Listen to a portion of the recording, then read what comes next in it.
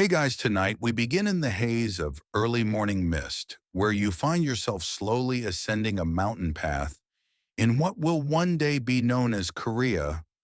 But in this moment, about 1 in 200 years ago, it's just Goryeo land draped in forest fog and silence. The air is still, but your breath puffs into it, visible and fleeting. Pine needles crunch softly underfoot. Somewhere above the faint ring of a gong signals morning prayers, but you're still too far below to hear it clearly. A crow calls once like it's mocking how slowly you're walking uphill. You're heading to a secluded monastery perched near a rocky ledge hidden among the trees like a secret too shy to tell. You don't know it yet, but what waits for you up there isn't just prayer beads, lotus chants, or steaming bowls of barley porridge. It's glue. Sticky, weird, miraculous glue. And maybe if you're lucky, the faint hum of one of humanity's greatest technological revolutions, printing. Before the Gutenberg crowd showed up with their screw press and swagger, long before Gutenberg himself was even a medieval twinkle, some Korean monks up here were already making books.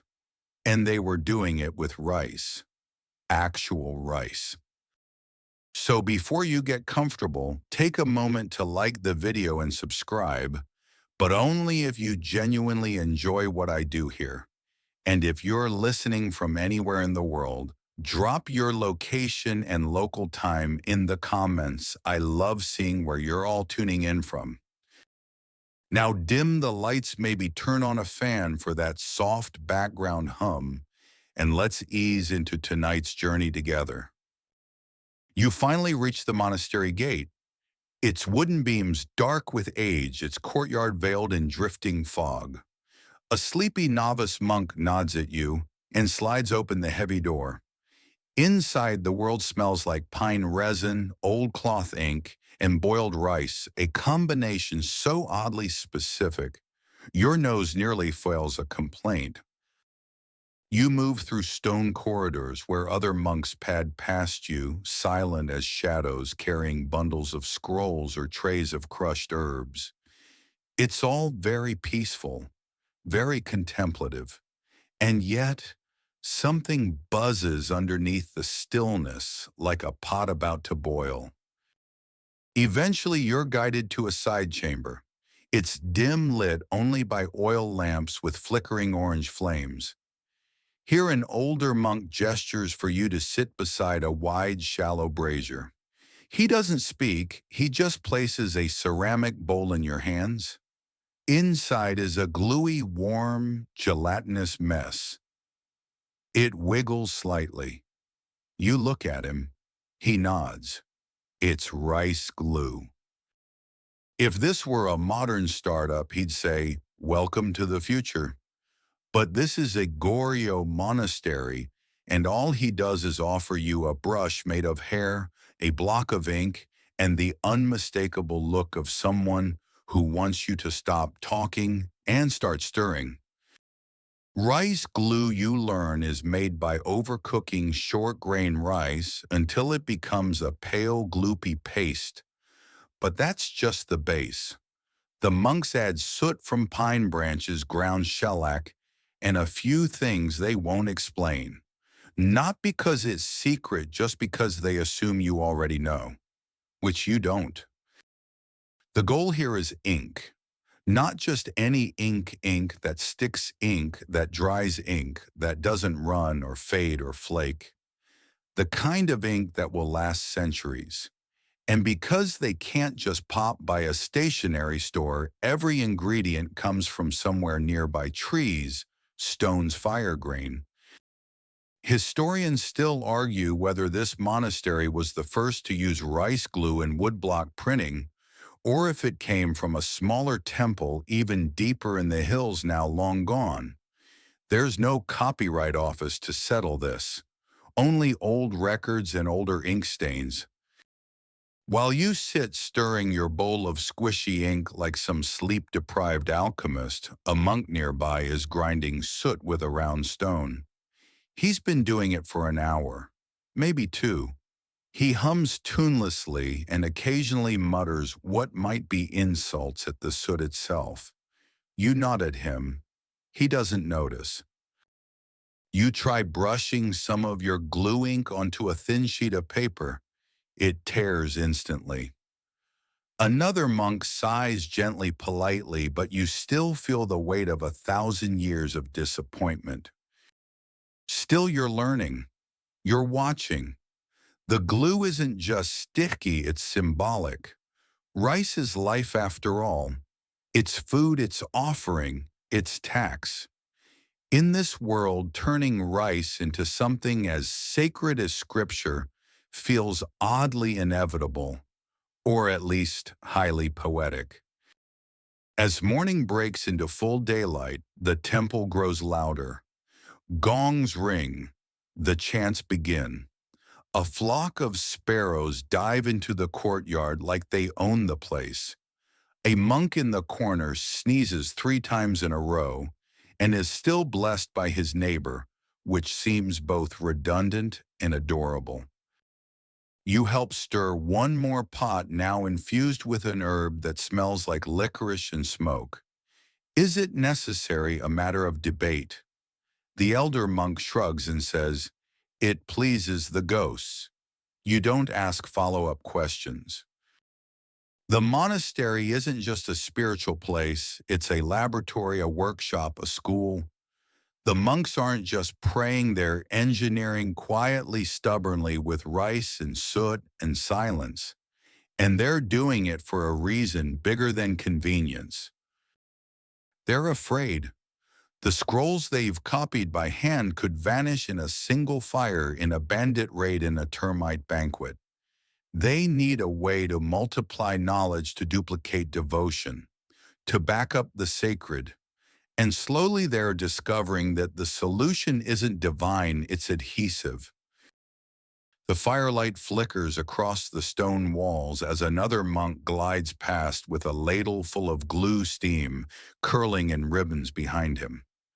You follow, careful not to trip over the uneven floor, ducking under a drying rack draped with freshly brushed sheets of Hanji Korean mulberry paper, so light it flutters like leaves in a breeze you can't even feel.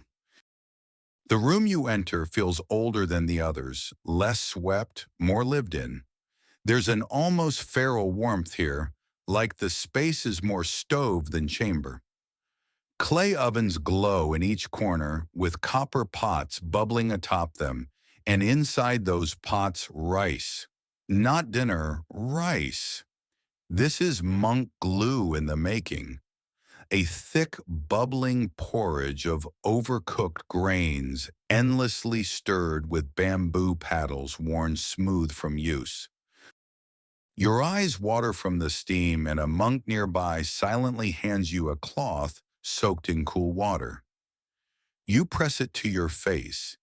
It smells faintly of citrus, which feels anachronistic, but you're not about to question the hygiene habits of 8th century spiritual engineers. Boiling rice until it becomes glue seems like culinary heresy, but here it's more science than cooking.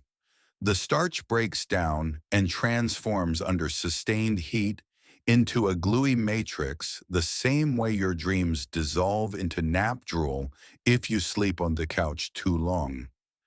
Add to that some pine resin for stickiness, a bit of ash for color, and suddenly your breakfast has turned into a message to the gods.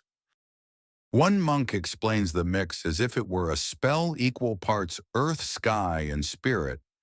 You're not sure if he means the ingredients or the intention, but you nod reverently, just in case. Interestingly, historical records suggest that this kind of rice-based adhesive was used across Asia in everything from bookbinding to architectural maintenance. Japanese and Chinese artisans had similar recipes, though whether it originated with Korea's Goryeo monks is still hotly debated. Some scholars argue it developed simultaneously in multiple regions, while others cling to the idea of one unsung genius monk having an aha moment while overcooking breakfast. Regardless, it's in this warm, glue-scented room where the transition from hand copying to printing begins. Once the glue is made, it's cooled and blended with lamp-black soot collected by placing ceramic bowls over pine torches and scraping the residue. The result is an inky paste that dries matte black and clings stubbornly to both wood and paper. You try dipping a brush into the ink. It resists a bit at first, like it knows you're new, but then it relents and soaks the bristles.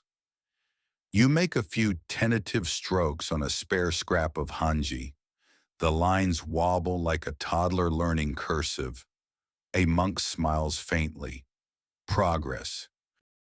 To one side of the room, a much older monk sits with his eyes closed, fingers resting lightly on a low wooden table. He doesn't move at first, you think he's asleep, but after a moment he reaches out and touches a small bowl of cooled ink. Then with a kind of ritual grace, he dips his fingertip and writes a single character in the air. You ask what it means. No one answers. The character lingers there anyway in your mind's eye, like a dream half remembered. There's a rhythm to everything here. Stir, scrape, grind, brush. You find yourself slowing down, aligning with the pace of the room. There are no clocks, no deadlines, only the quiet urgency of devotion. It's a sacred kind of boredom, the kind that wraps around your thoughts like warm silk and gently hushes them. Over in one corner, you spot a monk heating what looks like a tiny metal spoon over a flame. Intrigued, you edge closer. He's melting powdered shellac into the glue, murmuring to himself. Shellac adds gloss and helps the ink bond better to the paper. Also, maybe ghosts don't like dull scripture. Hard to say. The same monk offers you a taste of the cooled glue on the tip of his finger. You hesitate. He insists. You try it. It's edible, technically. It tastes like cold wallpaper and anxiety. You smile and nod. He beams proudly. Outside, the snow begins to fall slow, weightless flakes that land on the stone windowsill without a sound. You step to the threshold and watch for a moment, struck by how quiet the world becomes under snowfall, like even the air is praying. Inside, someone sneezes again. You realize it's the same monk from earlier. His neighbor blesses him a second time, slightly more annoyed. Now comes the fire management, something of an art. Too hot and the glue scorches. Too cold and it clumps. One monk, the designated firekeeper, monitors the brazier with the seriousness of a royal bodyguard. Occasionally, he adds a sliver of pine wood or fans the flame with a folded paper fan shaped like a lotus. Somewhere between the heat, the glue, and the scent of burning resin, you begin to realize what's happening here isn't just chemistry, it's liturgy. The monks don't separate the spiritual from the practical. Making glue is no less sacred than chanting sutras or tending the temple garden. Everything here is a kind of prayer. You return to your little bowl now, thickened and cooling. The glue is nearly ready. A monk dips a flat wooden stick into it and smears it onto a carved wood block, careful not to flood the tiny grooves. Another lays a sheet of paper on top, then presses down with the flat of his palm, slowly, steadily, like tucking in a child. When he lifts it, the result is imperfect, some lines too light, others smudged, but the text is there. Legible, real, replicable. For the first time, you see it clearly, words that don't require a hand to write them fresh each time. words that can travel farther than the monk who printed them, words that will outlive the fingers that placed them on the block. Not bad for a bowl of glue. You follow the freshly printed sheet as it's carried across the hall to the drawing room. It's pinned lightly at its corners, with polished river stones, the kind you'd expect to find in a decorative fountain or maybe a very smug Zen garden. The room is warmer than it looks. Sunlight filters through a lattice window, casting patterns across the paper, like the ghosts of flowers long since blown away. Around you, monks whisper or don't speak at all. There's a reverence to the drying process that you didn't anticipate. It's like watching bread rise. No one wants to break the spell. One even closes the door behind you with a soft click, like tucking in a secret. You spot more sheets pinned in neat rows, some fresh, some aged to a mellow yellow. Others brittle at the corners like forgotten receipts from centuries ago. They don't all carry scripture either.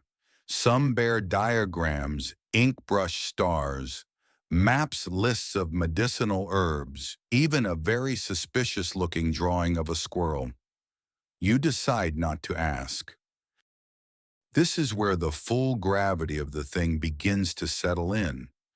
You're not just watching ink dry, you're watching knowledge stretch out its legs and start walking. It's here you learn about the wood blocks themselves, rectangles of pine or cherry wood carefully planed and carved in reverse, so that when pressed, the text appears the right way round. It's a painstaking process, and it requires mirror logic, monkish patience, and possibly a time machine for proofreading. One slip of the chisel, and you've got divine gibberish. You kneel beside one of the blocks. The grooves are barely wider than a hair in some places. The letters aren't just carved, they're sculpted. You imagine a monk hunched over this thing for days, weeks, even breathing shallow, so as not to fog his glasses, if monks even had glasses. Historians still argue whether vision correction made its way into monastic life this early, or if squinting simply became part of the spiritual package. A younger monk approaches holding what looks like a rolling pin and a wide smile. He demonstrates the pressing technique: glue the block lay, the paper then rolled gently to make full contact. The tool has no official name here, so naturally the monks call it the squeezer. This gets a small chuckle, mostly because it sounds like the name of a particularly unhelpful wrestling move. At the edge of the room sits a pile of discarded misprints, ink blots, smears, half-prints that cut off mid-word. You're told some monks repurpose them as stuffing for meditation pillows, which frankly feels poetic. Others burn them in a brazier, the smoke curling up like thoughts being erased. A few sheets are used for practice calligraphy. Nothing's ever really wasted here, just repurposed. Kind of like how your New Year's resolutions get recycled every January. You pick up one of the discarded prints and hold it to the light. Even smeared, it's beautiful. The hanji lets sunlight through in tiny uneven patches, like the clouds of a 1,000-year-old sky. You imagine some future monk or maybe just a tired traveler reading this sheet by candlelight and wondering who first carved its words. Then comes the assembly line, or what passes for one in an 8th century monastery. Once enough sheets are dry, they're bundled, sewn at the spine using silk thread and covered with tough paper boards dyed with crushed indigo or soot. One monk tells you the covers are often reused too, scripture bound in what was once a love poem, a ledger, or a menu for temple lunch. You raise an eyebrow. He grins.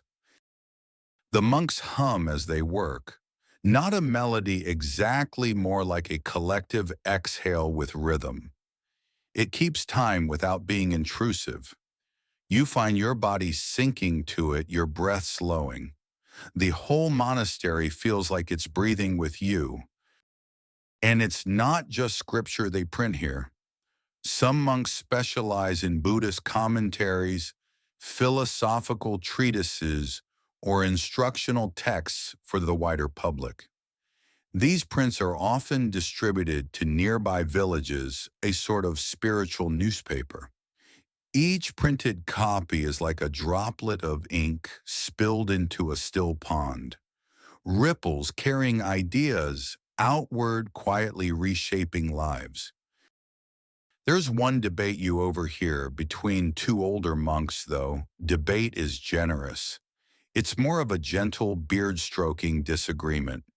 They're pondering whether this printing practice dilutes the sacredness of the words. If copying a sutra by hand was once an act of devotion, does printing it by the dozen cheapen the meaning?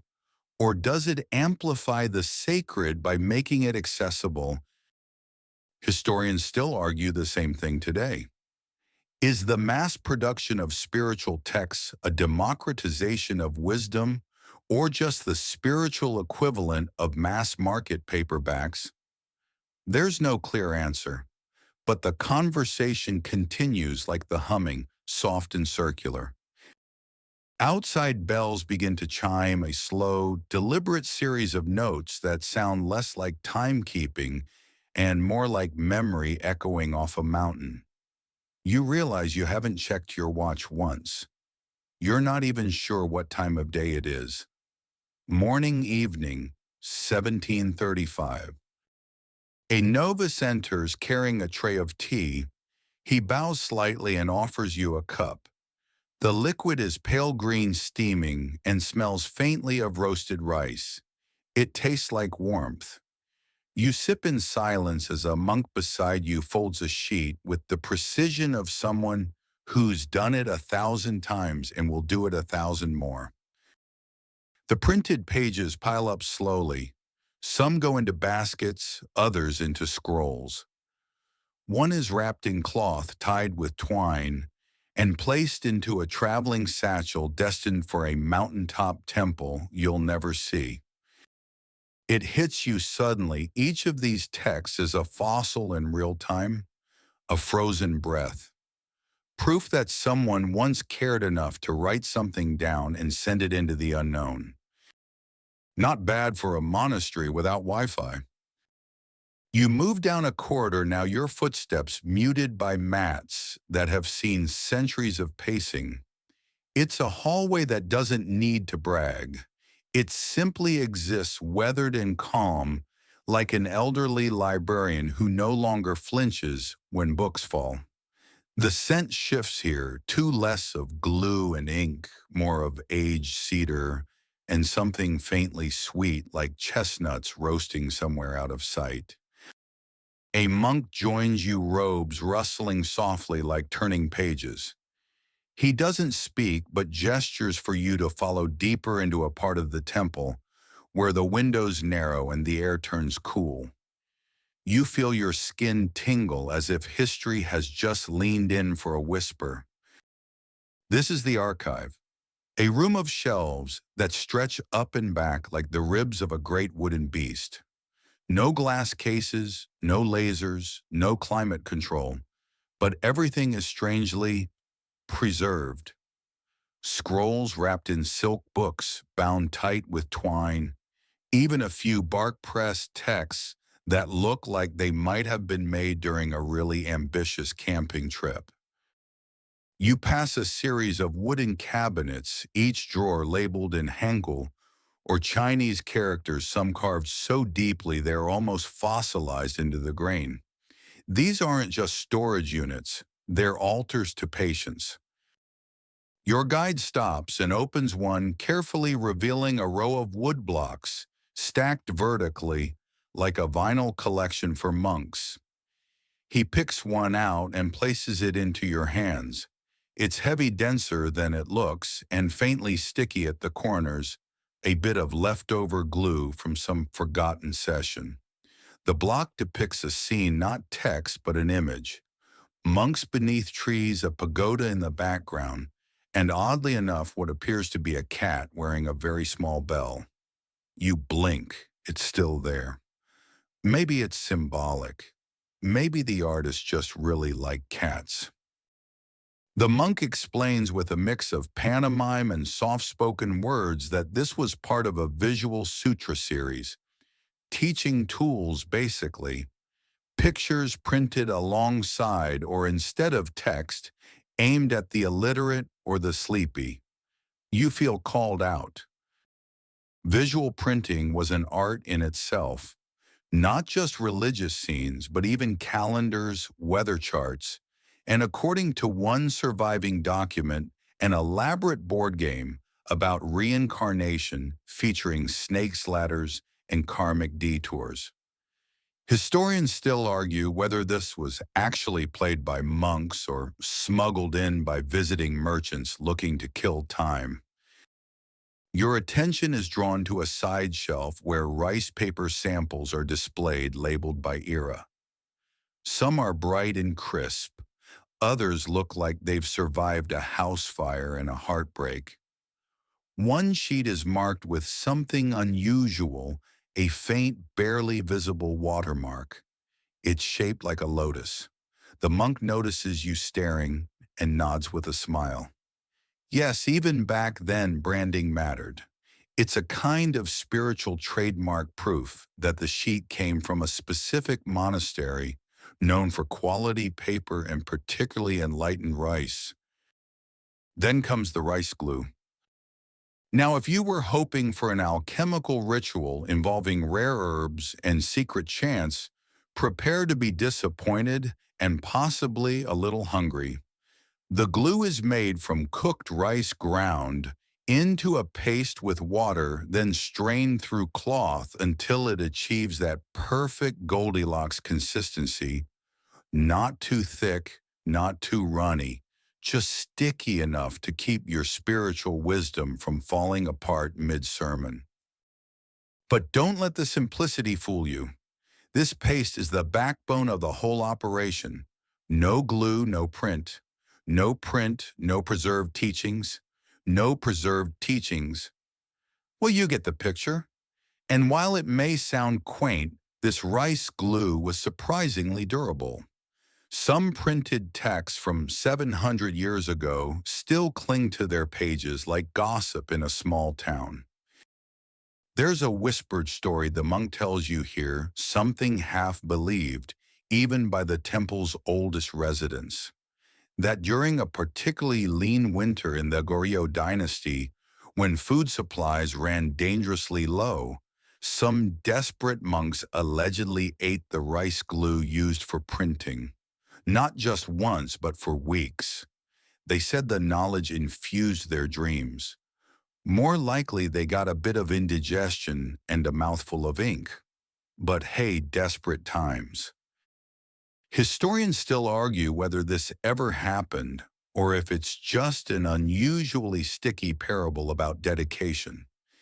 Either way, it earns the glue a kind of reverence.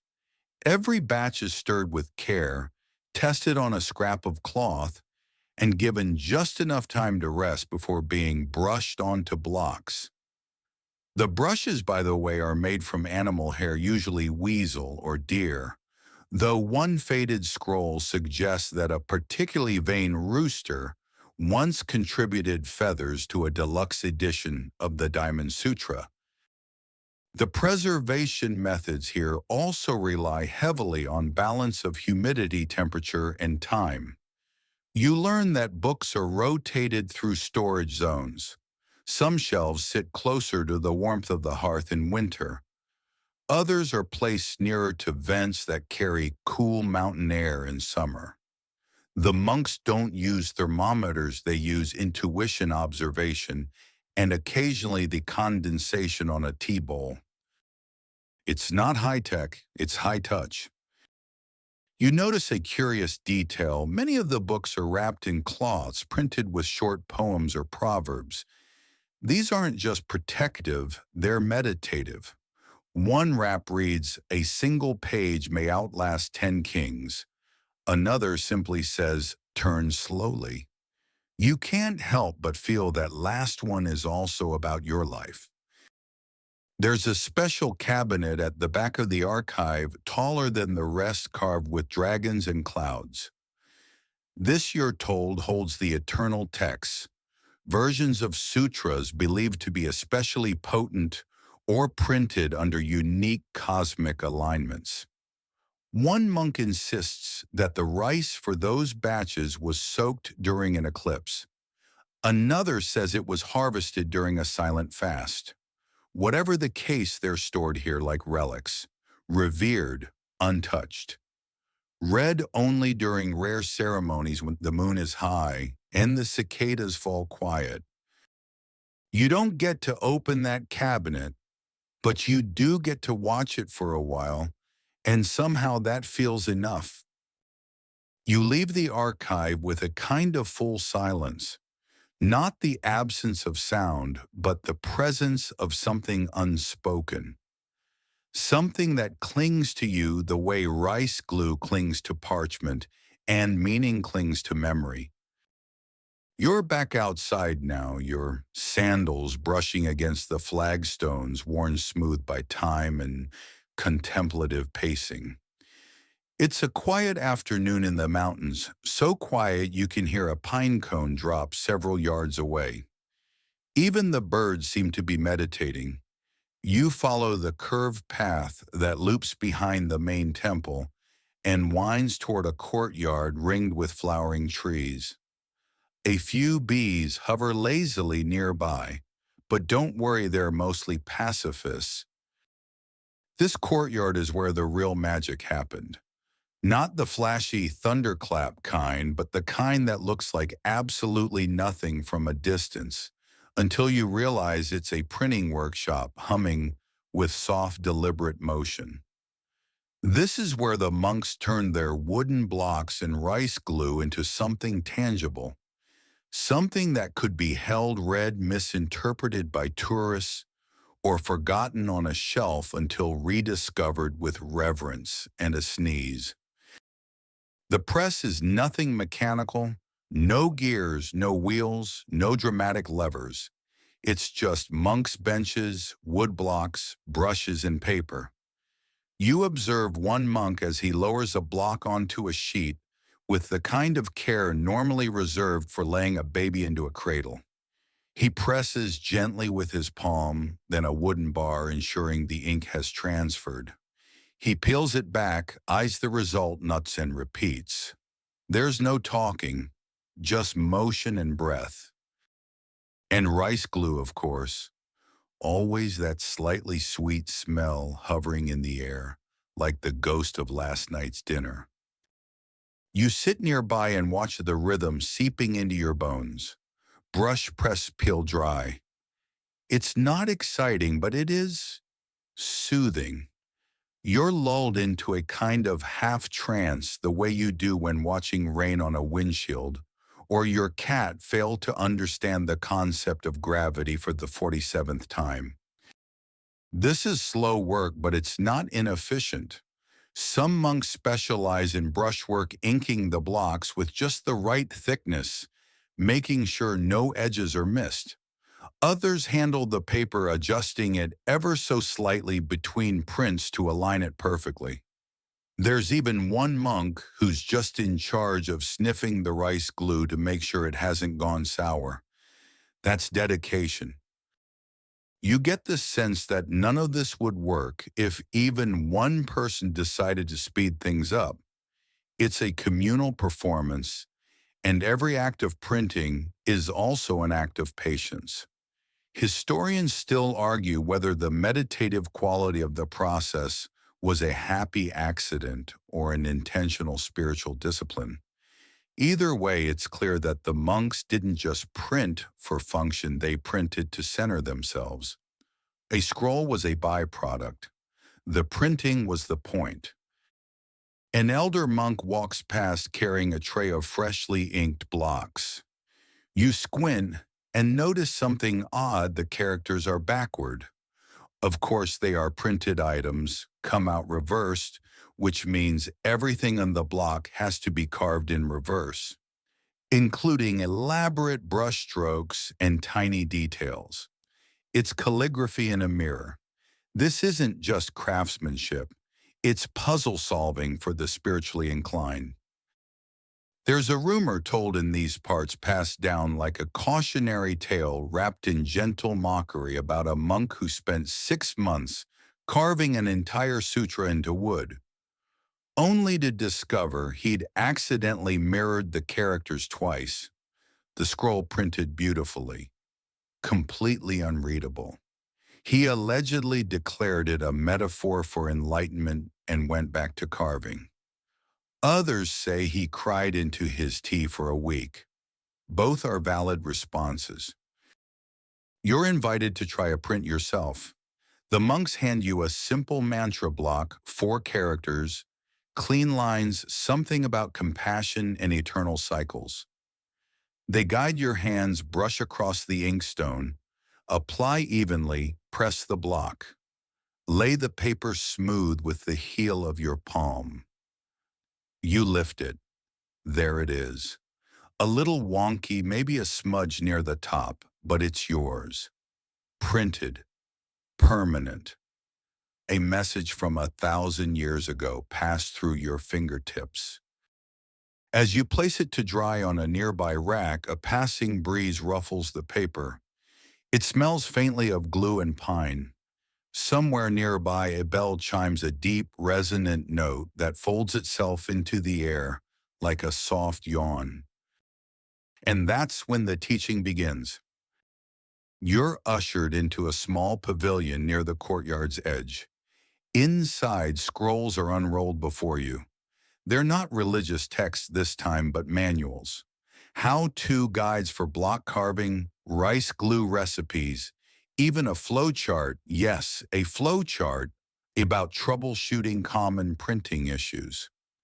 It includes entries like if print to light check ink, and if page missing words, consider spiritual humility. You assume that one was added later. One monk points out a particular scroll and gestures for you to read.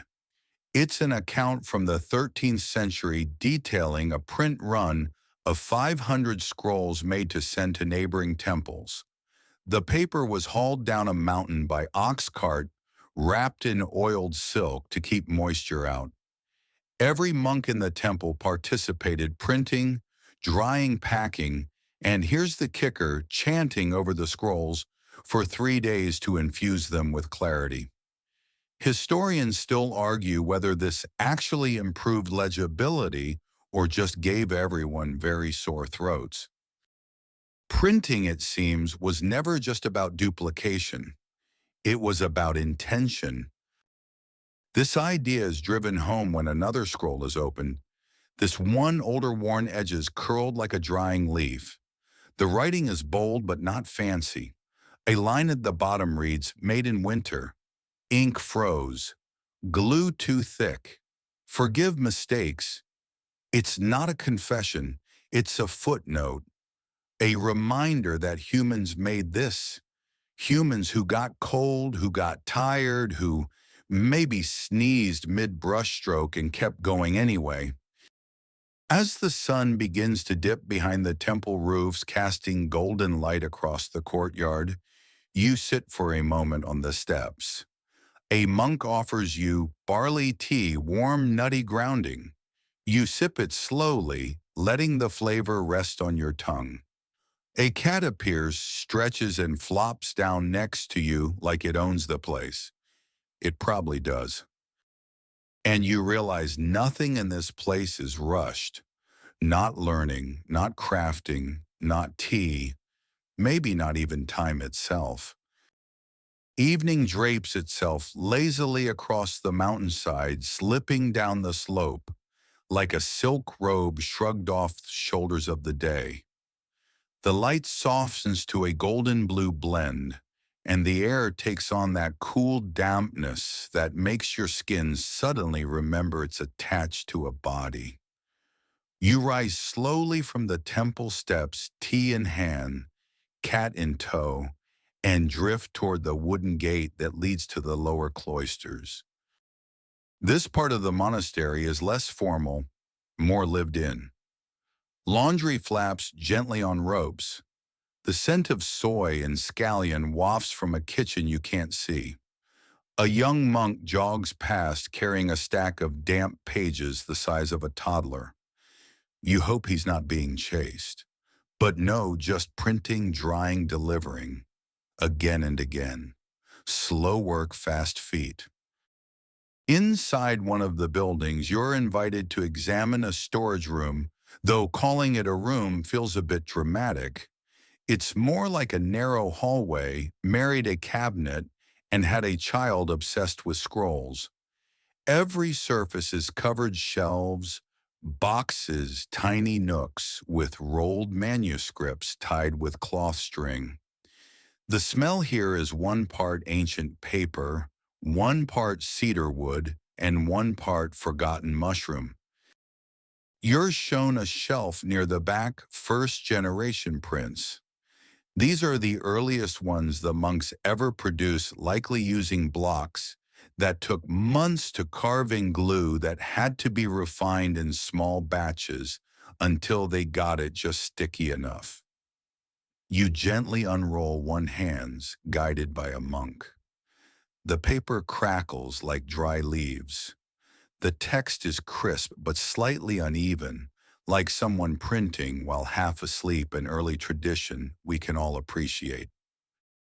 Historians still argue whether these first blocks were meant to be temporary used and discarded once the scrolls were printed or preserved with the intention of building a library of reusable text.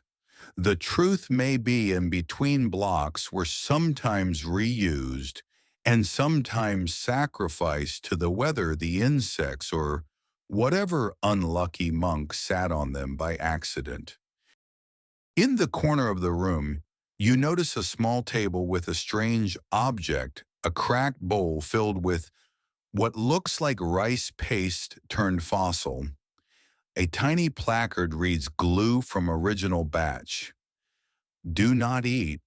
You weren't planning on it, but it's comforting to know someone was once curious enough to warrant the warning. The monk beside you laughs softly. He taps the bowl and says something in Korean that your guide translates as "still stickier than my nephew's smartphone." Monks, they're full of surprises. Now you're led to the lower courtyard where more practical materials were kept. Paper drying racks stretch overhead like bamboo hammocks. Some still hold sheets in various stages of curing, catching the breeze, and turning sunset light into a soft watercolor show. You're shown the ink storage jars, big round-bellied things made of ceramic and sealed with wax. Open one and the smell punches you in the face like a politely aggressive calligrapher. Sharp mineral, vaguely fishy. It's not offensive, just committed. In the next chamber, the monks keep their carving tools. They're laid out on a velvet cloth, each one gleaming from use. Tiny chisels, flat blades, needles for tight corners. They look less like tools and more like surgical instruments for wood. Each monk has a preferred set, some passed down, others handmade. One even has a handle wrapped in silk thread dyed a deep plum. That monk probably also alphabetizes their pantry. You're handed a scrap of test wood, a reject block used for practice. The grooves tell a story of trial and error of monks learning how deep to carve without slicing through the grain. You trace your finger along a half-carved character. It's the beginning of a word that might mean path or voice or tea kettle depending on the stroke order. Languages are fun like that. There's a moment of quiet as the evening bell rings, low, steady, calming. You feel it more in your bones than your ears. It announces nothing in particular. It just is. A reminder to breathe, to slow down, to consider gently the fact that this entire monastery functioned for centuries, not by hurrying, but by layering one quiet task on another until something profound emerged. You're led now to the residential cell's modest rooms, barely larger than closets. Tatami mats, tiny tables, maybe a calligraphy brush, or a single potted plant that looks like it's winning a very slow staring contest with the sun. These rooms were where monks rested between printing sessions, often waking before dawn to start the cycle again. It's said that one monk used to recite every line he'd printed before bed just to cleanse the words of error. Historians still argue whether this was a meditative habit or a sign that he needed a vacation. In one cell, the wall has faint scratches near the window. A closer look reveals them to be tally marks, hundreds of them, perhaps for tracking scrolls, or days, or maybe just how many times he had to remind the novices not to store glue in the teapot again. You're offered a seat here. The floor is warm from the day's sun, and there's something comforting in its simplicity. No distractions, just space. You imagine curling up on the mat, scrolls around you like bedtime stories in wooden whisper form. You don't even need to read them, just having them nearby feels like enough. Outside, a monk begins chanting softly. The sound drifts in through the paper walls like steam from a hot bath, slow, repetitive, hypnotic. You realize this is how many monks ended their day, surrounded by quiet pages, drowsy from ink fumes, heads nodding like sleepy cranes as the night pulled its blanket overhead. And maybe, just maybe, someone dreamed of new ways to print. You wake, if it's possible, to wake inside a dream, curled under a thin blanket in the monk's cell you never meant to fall asleep in. The candle by the doorway has melted into a stub. There's a soft, persistent creak above, like the monastery itself is stretching its spine. You rise slowly, joints mildly resentful, and step back into the hushed corridors of a world still drenched in midnight ink. The printing room never really sleeps. By lantern glow, you're ushered toward a dim corner where the monks are experimenting with something new. Not words this time, but images. They're carving little block illustrations, a bodhisattva beneath a willow tree, a stylized tiger glaring dramatically at a turtle which seems unfazed. A monk shows you a series of small woodblock prints no bigger than your palm, each one a miniature marvel of shadow and line. You ask what they're for, and the monk gestures vaguely at the world. Gifts, teachings, bookmarks for sacred thoughts. Art not to be displayed, but to be carried, maybe even forgotten in a sleeve, only to reappear years later and remind someone you once held beauty in your hands. The use of images in printing may seem obvious now, but back then it was radical. Printing wasn't just about communication, it became a tool for meditation. A printed image could be a mantra, a tiny universe on rice paper. Historians still argue whether this blend of visual and verbal language was imported from China, innovated locally, or stumbled upon when a sleepy monk accidentally dropped his carving knife through both words and picture. What's clear is this Korean monks didn't stop at replicating, they iterated. They questioned the shape of knowledge and how to hold it. The glue was only the beginning. You're shown a curious development now layered wood blocks. Not just a single slab of carved text, but a stack of interchangeable pieces, sort of like a jigsaw puzzle meta printing press. Each section could be swapped to change specific lines or insert new teachings. Early modular printing, it's like version control, but in hardwood and rice paste. The pieces fit snugly into a wooden frame held down by pressure and prayers. You wonder if they ever slid out mid-print, sending eternal truth tumbling into accidental limerick. Possibly.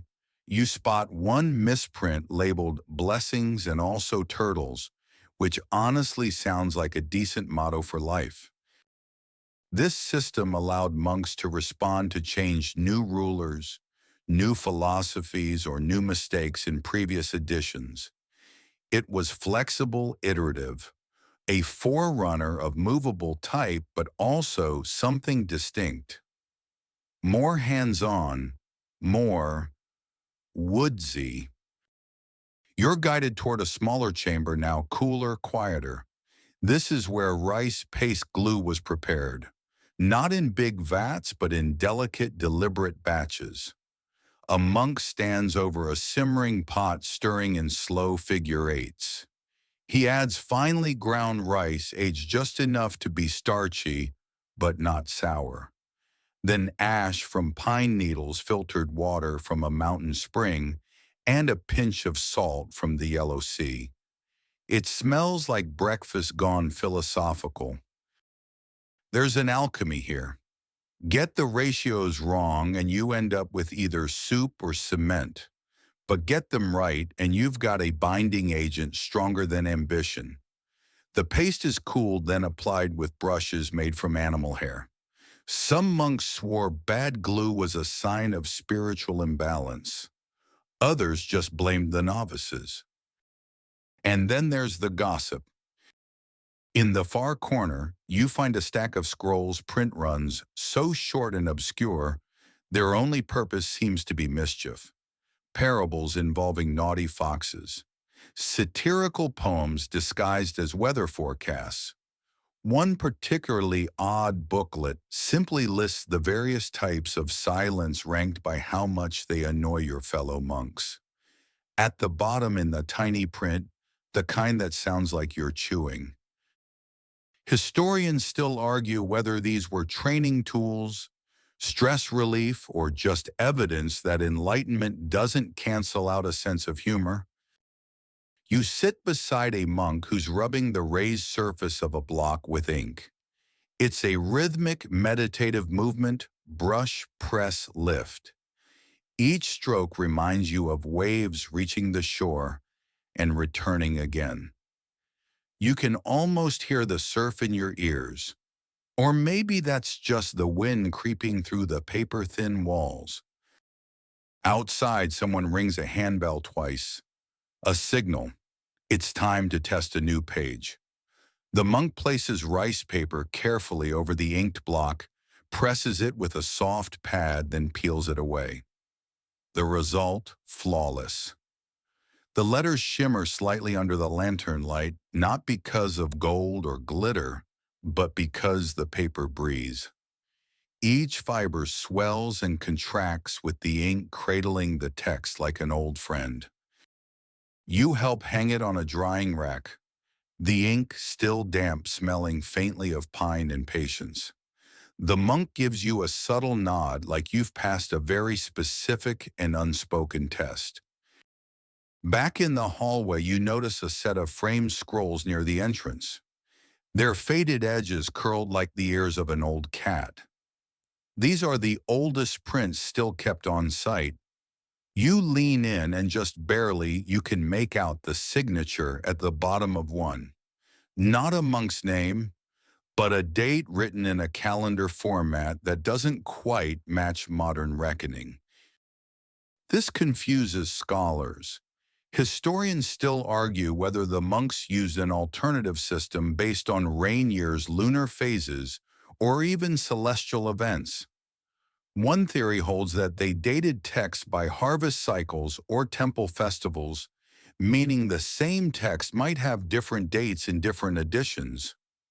Another idea, maybe they didn't care. Maybe the message was more important than the moment. A breeze brushes past your neck. The scroll shivers slightly in its frame. You imagine it whispering, "We weren't meant to last this long," and yet here it is. You leave the drying racks behind and follow a quiet corridor that curves like a stream through the hillside. Your bare feet slide across cold stone polished by centuries of similarly hesitant steps. A bat flits past your head, utterly uninterested in your printing adventures. But then what bat isn't a little bit of a snob?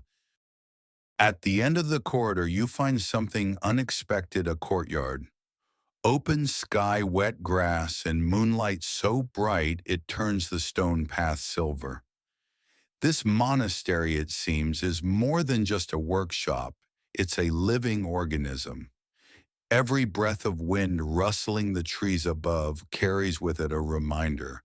The monks here weren't copying for commerce. They were copying for eternity. You're led now toward an inner archive, a small windowless room cooled by thick walls and old secrets. Shelves groan under the weight of texts, most wrapped in silk or nestled in carved wooden boxes. A monk opens one, and you catch a glimpse of ink older than some countries.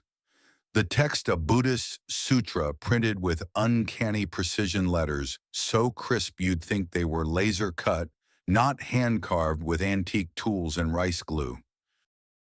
Historians still argue whether some of these early pages were actually printed before China's Diamond Sutra, long considered the world's oldest surviving printed book.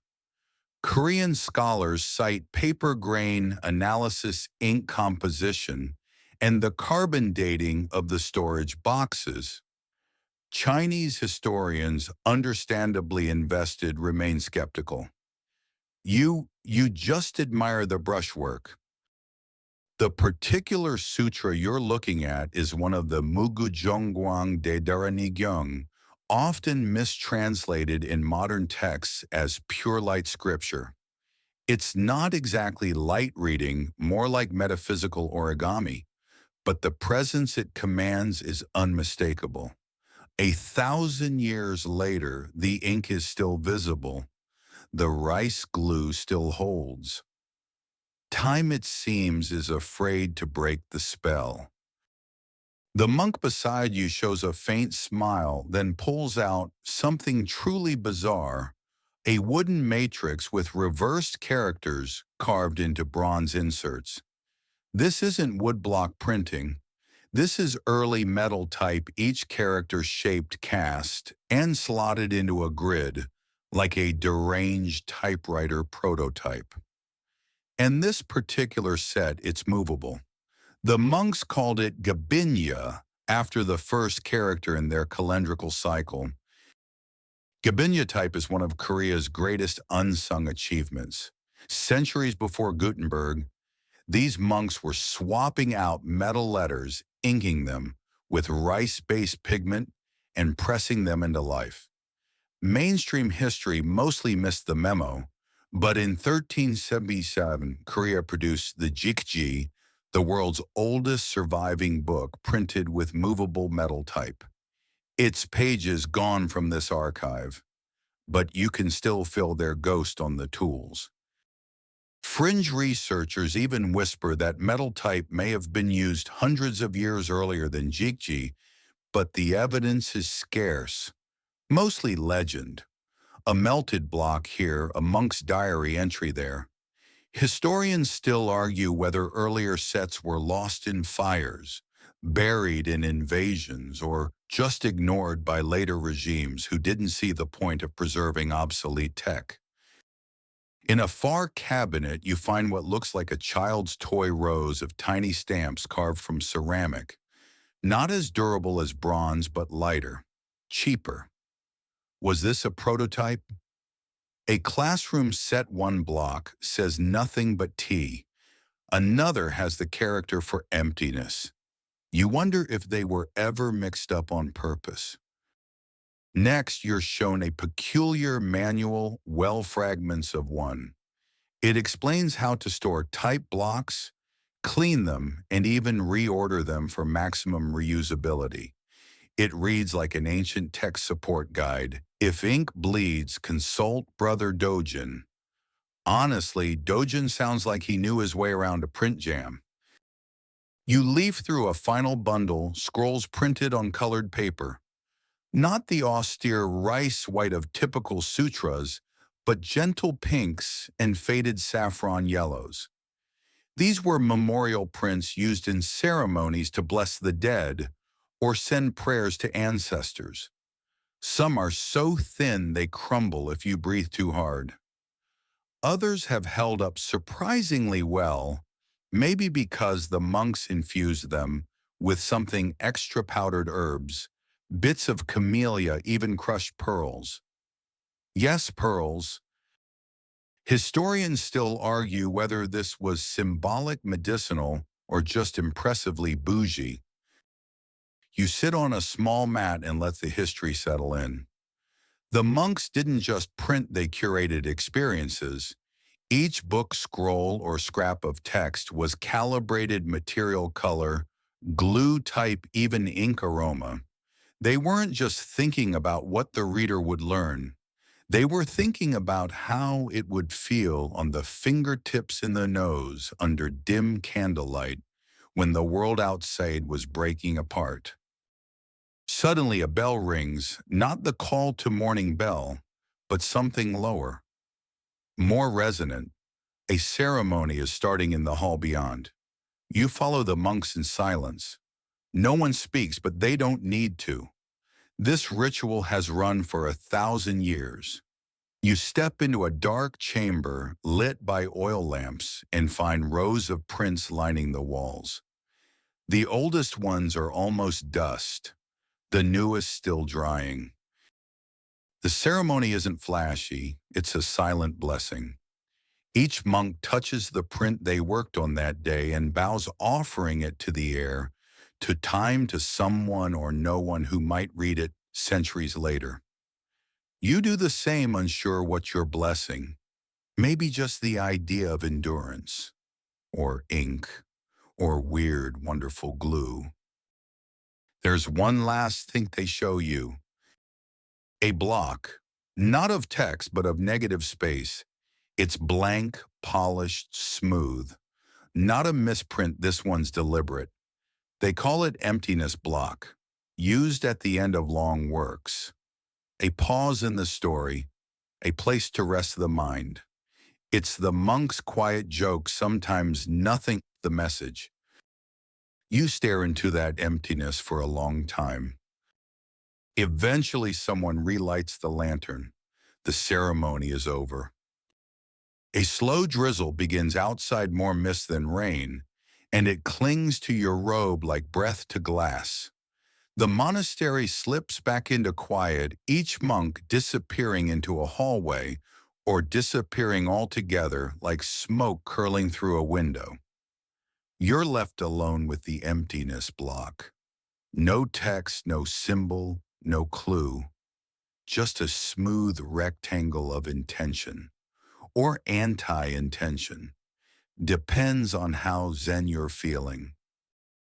You wander the archives one more time, this time, tracing a finger along the edges of the printing blocks still stacked like orderly bricks. One of them catches your eye, not because it's grand or gilded, but because it looks wrong. The wood is paler, the carving sloppier, and the characters slightly off, tilted, even goofy. You pick it up and discover the truth. It's a training block, the monkily version of a spelling workbook. Its subject, grocery lists. Historians still argue whether monks in Korea used printing for daily tasks, but the existence of blocks like this suggests they might have. You read the characters aloud slowly. Rice, radish, ink brush, pine oil, patience. a reasonable shopping trip. Although you're not sure where to buy patience these days, probably a limited edition item. Your guide returns this time with a peculiar gift, a partially printed sheet unfinished, like someone stopped halfway through a paragraph and wandered off for tea a few hundred years ago. The text fades mid-line, and a tiny smudge mars one corner. The ink was still wet when the sheet was folded too early. A careless moment or intentional symbolism. Historians, of course, still argue. You follow the monk back into the heart of the monastery through an arched hallway whose ceiling is covered in lotus murals, some barely there, some as vivid as fresh tattoos. And just beneath that hallway in the stone below, there's another secret, a printing cellar. It takes 3 turns, 2 narrow steps, and 1 ceremonial cough to reach it. The air down here is sharp with the scent of charred wood and aged starch. Shelves crawl along every wall laden with drying leaves of paper and rolls of old hemp fiber. And in the center of the room sits what you've come to find the original ink press. Now don't expect levers and gears. This isn't Gutenberg. This is Korean minimalist engineering at its peak. The device looks like a cross between a footstool and a rice steamer, wooden frame, a heavy top block, and just enough give in the joints to apply pressure evenly across the page. No screws, no metal, just smooth friction and centuries of optimization. You kneel beside it. A monk shows you how to line up the paper, how to dab the ink using a curved pad made from horsehair and bamboo, and then gently, slowly how to press. You feel it in your bones, the soft thunk as the block meets the paper. The moment of tension, then release, and there it is. A page, your page, printed using rice glue and mountain soot wrapped in the silence of a room that probably predates the compass. You're absurdly proud of this inky, slightly smudged mess, like a kid showing off a macaroni painting. The monk humors you with a nod that says, "Yes, yes, great job. Now let's not start a fire." You learn about the inking cloths, next thin layers soaked in oil and ash, used to condition the blocks between prints. One monk claims they've been using the same cloth for over 90 years. Fringe historians and skeptics with functioning noses doubt that's possible. But hey, who are you to challenge a guy who can sit cross-legged for 12 hours? You move to a low table where an apprentice is mixing the ink pine soot rice glue and get this a tiny splash of ox gall. Yes, gall. It helps bind the pigment and smooth the flow. Also, it sounds just weird enough that you believe it without question. You try a second print, this time a more complicated character, something to do with enlightenment. Of course it is, but the block is warped and the ink pools unevenly. The result, a haunted, ghostly character that looks like it's trying to escape the page. The monk squints, then says it's perfect. Sutra for the undecided, he mumbles. You both laugh. Later, as the cellar empties out and oil lamps gutter down to coals, the monks begin folding the printed pages into their final forms. Not bound books yet, but concertinas, long folded stacks that can be opened in a single stretch like paper accordions. You help fold a few, surprised by how satisfying the crease feels when done just right. Historians still argue whether this folding style originated with Korean monks or was borrowed from earlier Chinese or Indian traditions. But one thing is clear, the Pocket Sutra was born here, slim, durable, and whisper quiet when unfurled. The monks thought about portability before anyone even had pockets. You notice, too, the use of Enseal's small red stamps pressed onto the final page of each print, not unlike a publisher's logo, but here it's not branding, it's blessing. Some seals bear the monastery's emblem, a stylized crane. Others simply say silence. One reads, "Only wind." That one stays with you. As you stack the prints together, a monk offers you warm barley tea and a plate of rice crackers shaped like lotus leaves. The taste is mild, the texture slightly chewy, and somewhere in the back of your mind you realize this is the same rice that made the glue. You're eating the history, literally. By the time the tea is finished, your hands are stained with ink, your knees ache, and your page, your little wobbly print, is drying with the rest sandwiched between centuries of effort. You can't help but smile, because tonight you joined a chain longer than any scroll. You emerge from the printing cellar with the faintest whiff of pine soot clinging to your sleeves, and a sense of accomplishment that really has no business being this satisfying. It's just ink on paper, you remind yourself. And yet it feels like something more. Maybe because it took patience, or because it required silence, or maybe because somewhere between folding creases and whispering blessings, you found yourself weirdly invested in the kerning. The courtyard is different now. A thin fog has crept in, softening the outlines of stone lanterns and cloister walls. A bell sounds in the distance, not to announce dinner or danger, but simply to mark time. The monks don't wear watches. They don't need to. Their bells have done the job for centuries. You follow the sound toward the main hall. Inside, another form of printing is taking place, though this time the medium is not ink or paper, but voice. The monks are chanting, and they are not chanting from memory. They are chanting from books, printed ones. Rows and rows of sutras placed neatly in front of each monk like holy sheet music. Historians still argue whether chanting improved the longevity of print use in Buddhist rituals, or if the printing simply helped preserve the chanting traditions. It's one of those beautiful loops of cultural causality that no one can quite untangle, and no one really wants to. You take a seat near the back, not on a cushion, but on a worn stone bench that seems to have politely hosted generations of stiff Western knees. The chant is slow, resonant syllables, stretching like molasses. You can't understand a word, but the rhythm wraps around you like warm laundry.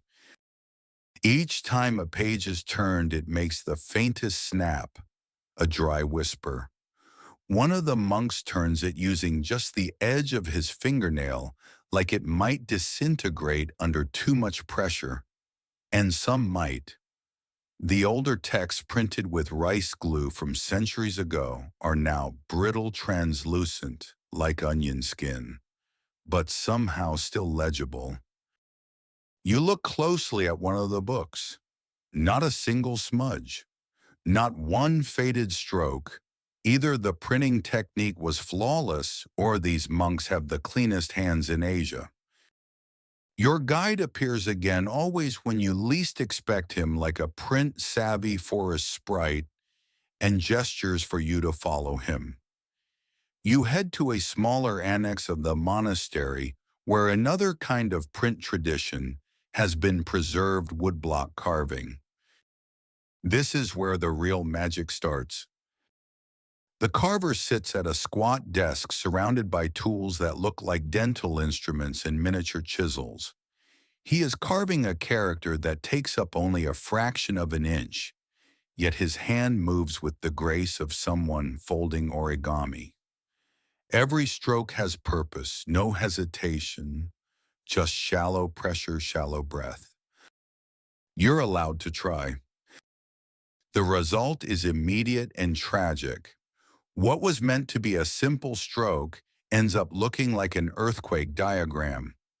The carver doesn't laugh, he just silently rotates the block to the back corner. The universal monkly method of saying, "We'll just pretend that didn't happen." You learn that each wood block is carved in reverse, not just flipped, but mirrored. So every character appears backward. It's a skill that requires the brain of a calligrapher and the spatial reasoning of a chess grandmaster. Historians still argue whether monks trained specifically for mirrored thinking or simply absorbed it through years of practice. Either way, it's not something you pick up casually on a Tuesday. The blocks are made of pear wood chosen for its tight grain and resistance to warping.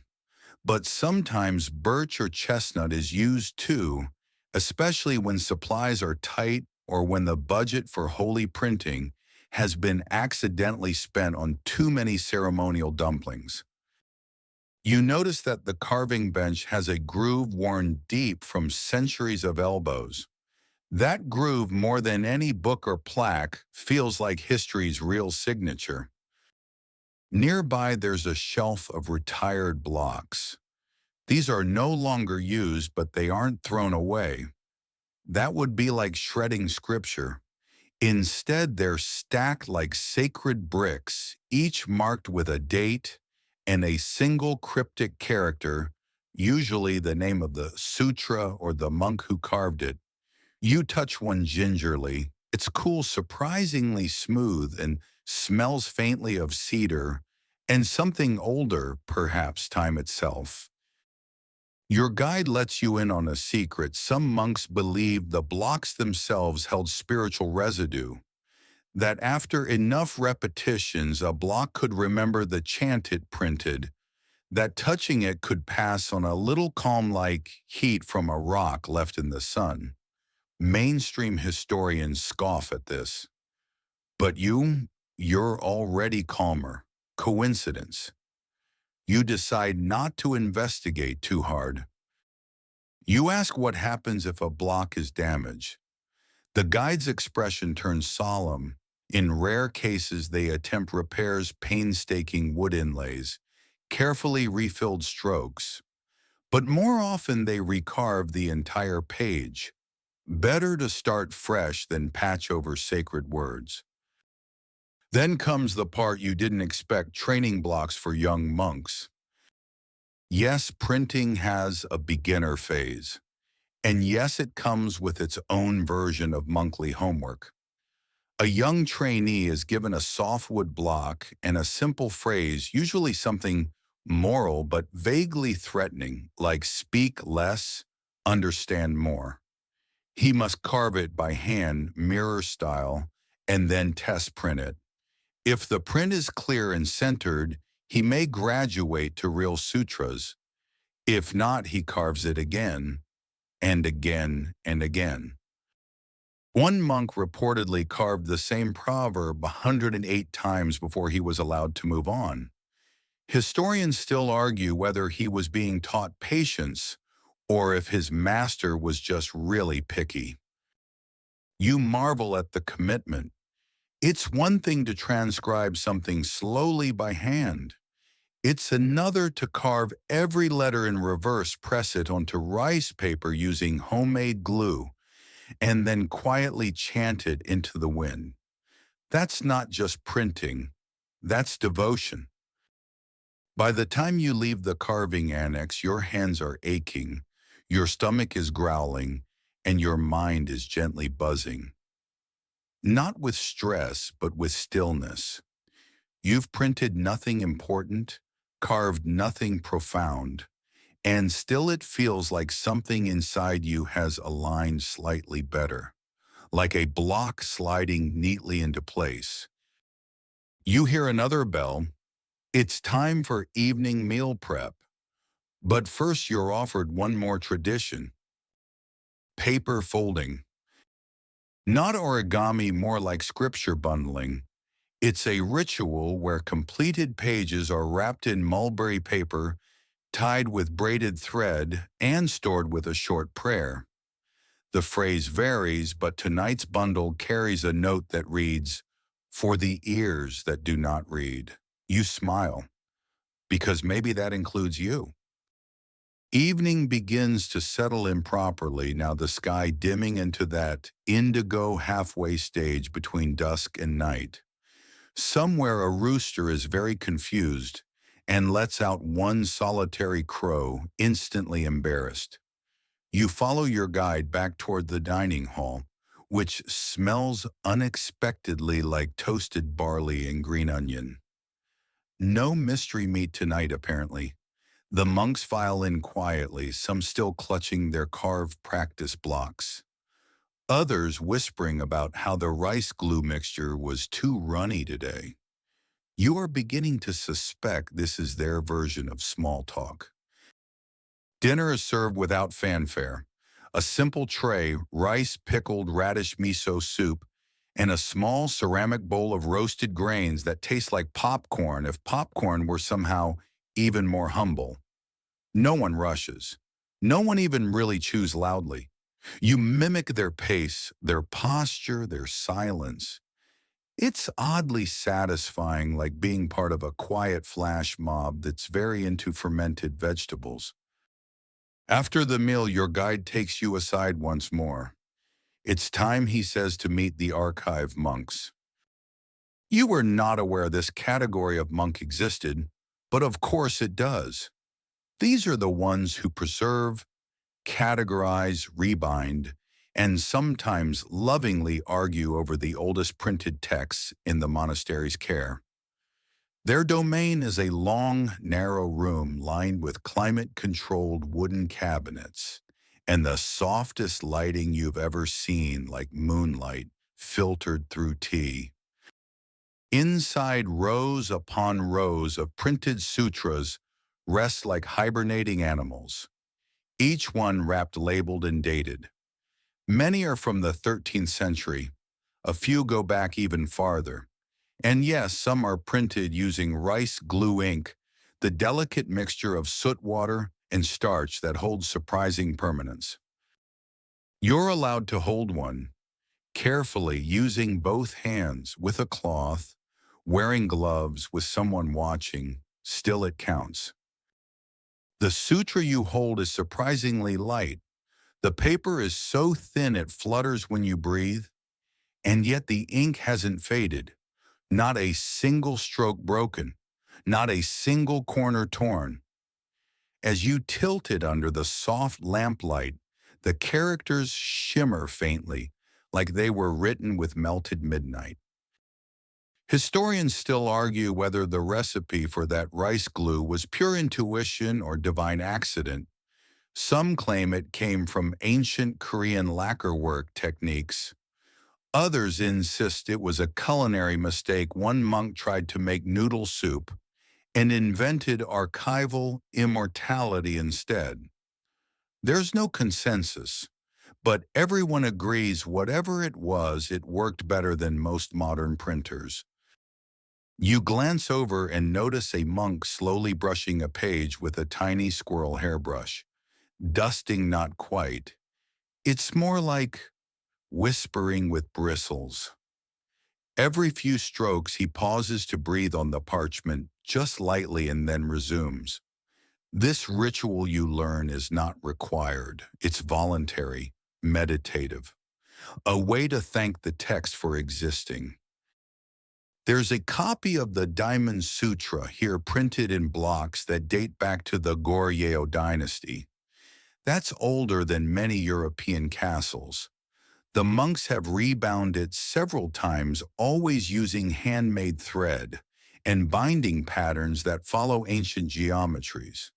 One shape, like a hexagon, supposedly aligns with a protective symbol known only to senior monks and overly bored geometry teachers. Some of the blocks used to print this very sutra are kept in a locked room below. You're not allowed in. No one is, except for one monk appointed for 7 years at a time, who enters each lunar month to oil the blocks with camellia seed extract. You ask why the secrecy. The guide shrugs, not secrecy, reverence. As you sit with the scroll in your lap, you begin to notice the design flourishes. These aren't just lines of text. They're accompanied by tiny hand-carved stamp symbols that identify the monk who carved that block. Some are stars, some are simplified lotuses. One looks suspiciously like a radish. Historians still argue whether these were signatures, secret jokes, or simply printers' marks from a long-forgotten quality control system. You hand the scroll back slowly, almost reluctantly, and are given a small folded pamphlet in return. A replica, your own little printed souvenir. It smells faintly of rice and cedar, and already you're wondering where you'll hide it at home so it won't get creased.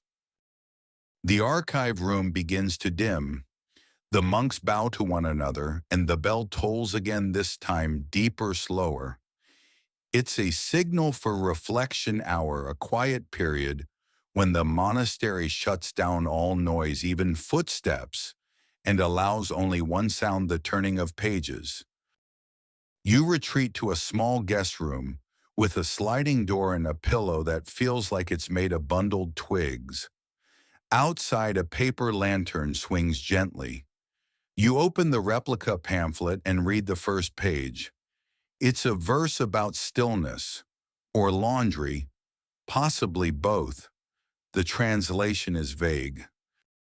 You find yourself wondering how much of all this printing was done for the sake of transmission, and how much was done just to be near the words. After all, some of these monks will copy or print the same passage hundreds of times, even if no one ever reads it again. The act itself becomes the reward, like whittling, or baking, or watching that one pigeon try to dominate the others from atop a broom. One of the verses mentions inking the breath of the world into permanence. You don't entirely know what it means, but it sounds very important and very sleepy. As your eyelids begin to droop, you hear the soft rustle of monks filing past. They are carrying scrolls, some wrapped, some still wet from the press, and placing them gently on a low altar made entirely of old blocks. Each scroll rests on a carved character like a pedestal of language. You're told that in this monastery, the day ends not with a prayer, but with a blessing for the next page. It's said silently. There are no words, just the act of setting your tools down and folding your hands once. It is somehow more comforting than anything you've experienced all day. You reach for the little replica pamphlet one more time. On the back is a single line of calligraphy almost too faint to read. Ink is breath made visible. And just like that, the room fades around you like rice glue drying to a perfect seal. You wake, or perhaps you only imagine waking to the sound of dew. It's not quite a sound, really more like a presence. Moisture quietly coalescing on rooftops, on prayer flags, on the stone floor outside your little cell. Somewhere beyond the wooden wall, the first morning bell pulses. It's not loud.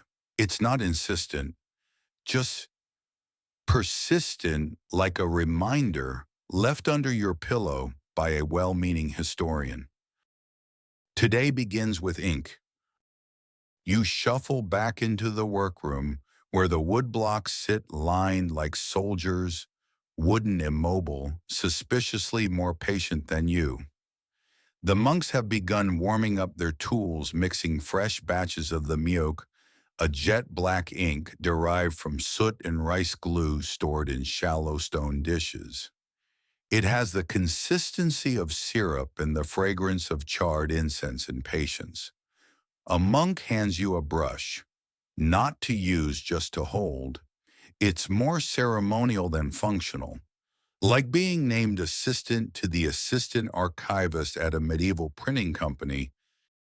One monk kneels beside you and with a level of calm usually reserved for chess grandmasters, and those who rearrange spice drawers by color begins dabbing ink across the surface of a block. But it's not chaotic or hurried. Each dab follows a rhythm: tap, swirl, press, tap, swirl, press. It's like watching someone butter toast for a god. The block itself, about the size of a doormat, is carved with microscopic precision. Hundreds of tiny characters, each no bigger than a grain of rice, line up in perfect rows. And yes, they're backward, because of course printing works like a mirror, which means the monks had to carve the entire thing in reverse by hand without making a single mistake. Historians still argue whether they used tiny mirrors' wax outlines or just memorized the entire text backward like medieval K-pop lyrics.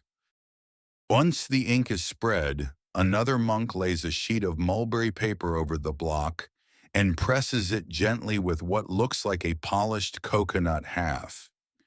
The paper is so thin it seems to breathe. The pressure is slow and circular, not forceful. This isn't stamping, it's more like encouraging the ink to come forward. And then voila, a page appears, crisp, inky, alive.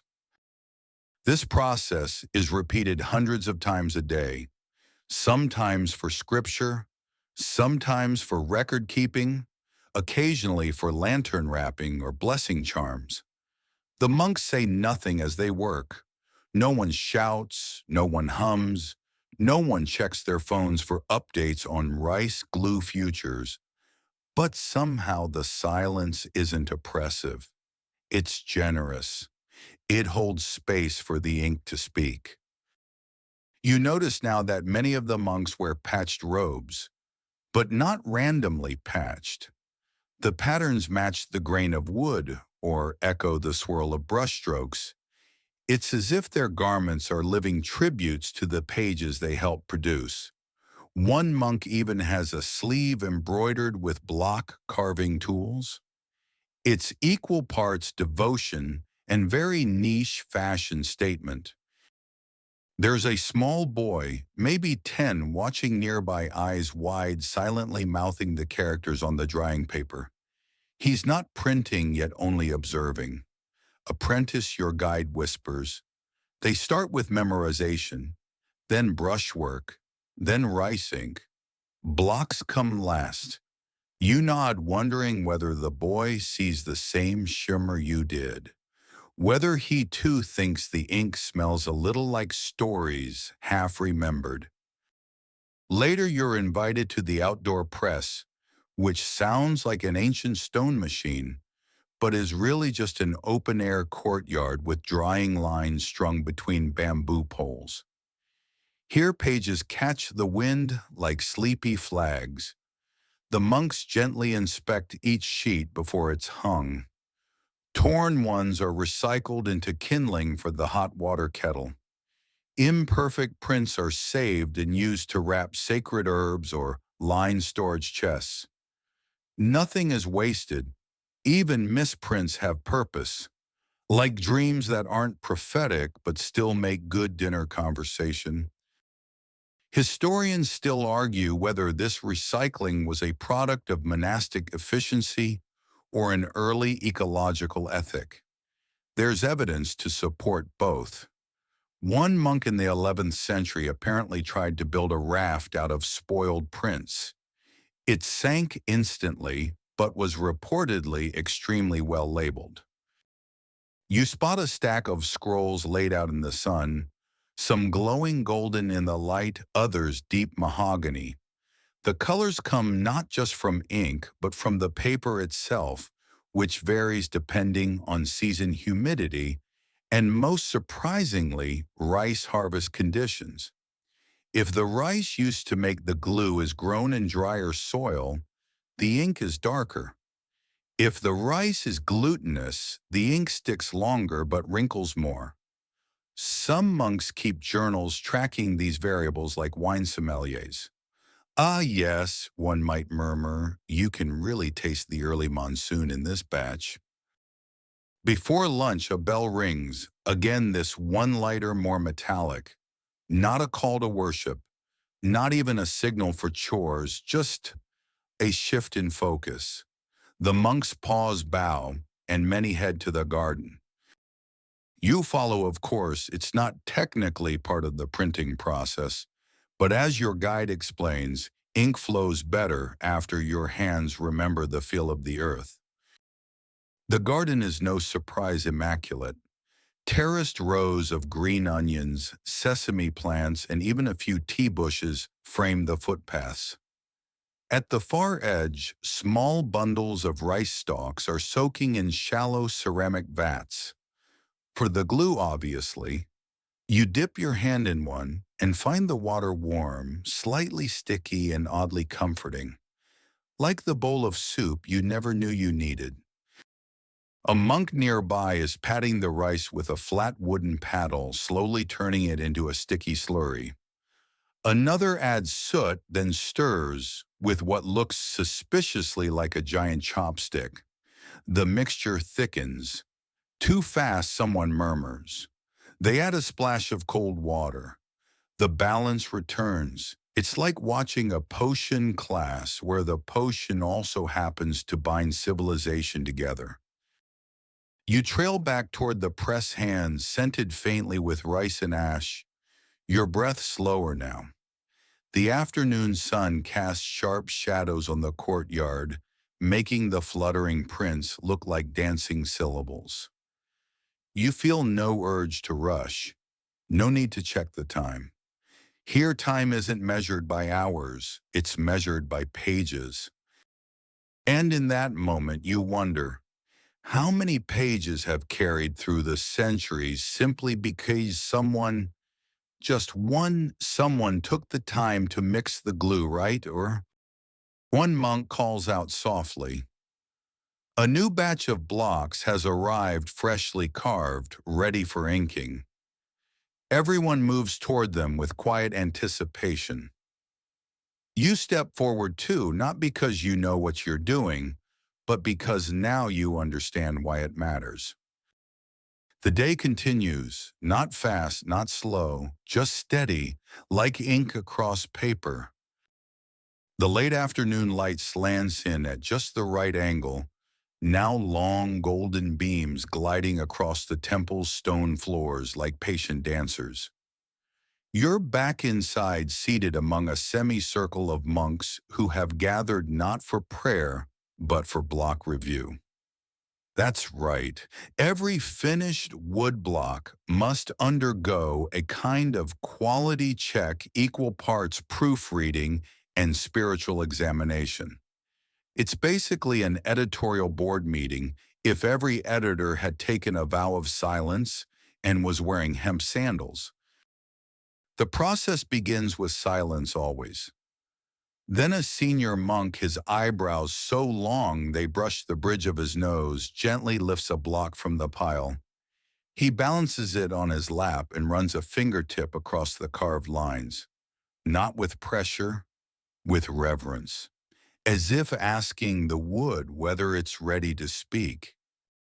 Then softly he begins to read the text aloud, not in a projecting voice, but in that almost whisper that somehow travels to every ear in the room. The other monks listen closely, eyes scanning their own mental copies. One of them chuckles at a missed accent mark. Another raises an eyebrow at an inverted syllable. Corrections are made not with scolding, but with gratitude, as if mistakes are little messengers sent by the universe to keep things humble. You lean in trying to catch every sound. The characters aren't just legible, they're beautiful. You'd frame them on your wall if you could. One in particular looks like a lotus in mid-bloom. The senior monk pauses at that, one taps it lightly with his nail, and mutters something about unbalanced energy. Whether that's spiritual or grammatical, you're not sure. Historians still argue whether monks applied feng shui-like principles to character layout, or whether that's just a modern interpretation projected backward onto very aesthetically pleasing design. What's certain, though, is that these reviews weren't just editorial, they were spiritual calibration sessions. The monks believed the harmony of a text reflected the harmony of the soul that carved it, which is probably why no one ever let you near the carving tools. You're invited to examine one of the retired blocks, one that's been used so many times it's worn smooth in patches. It's not discarded. No old blocks are given second lives. Some are stored in a special archive that smells of pine needles and preservation. Others are used in teaching. A few, this is your favorite detail, are ground down into dust, then mixed into new ink, creating a kind of karmic recycling loop. The past literally inked into the future. You hold the block in your hands. It's heavier than you expect, but not in a burdensome way. More like holding a loaf of dense bread, nourishing, familiar. You imagine the hundreds, maybe thousands of hands that have inked it, pressed paper to it, hung those sheets in the wind. All that history right there in your palms.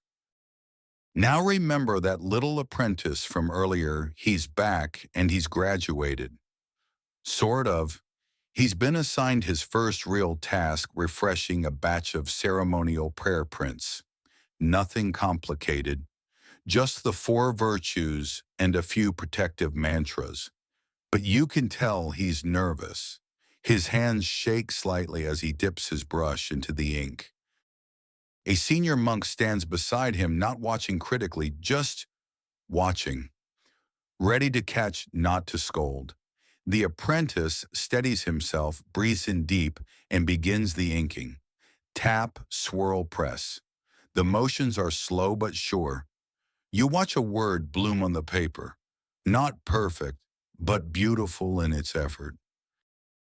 The senior monk nods, the apprentice grins, and somewhere deep inside your rib cage, something very warm and quiet settles. You're asked if you'd like to try it just once. You glance around, surely this is a trick. But no, they're serious. They hand you a small block with only one word, mu.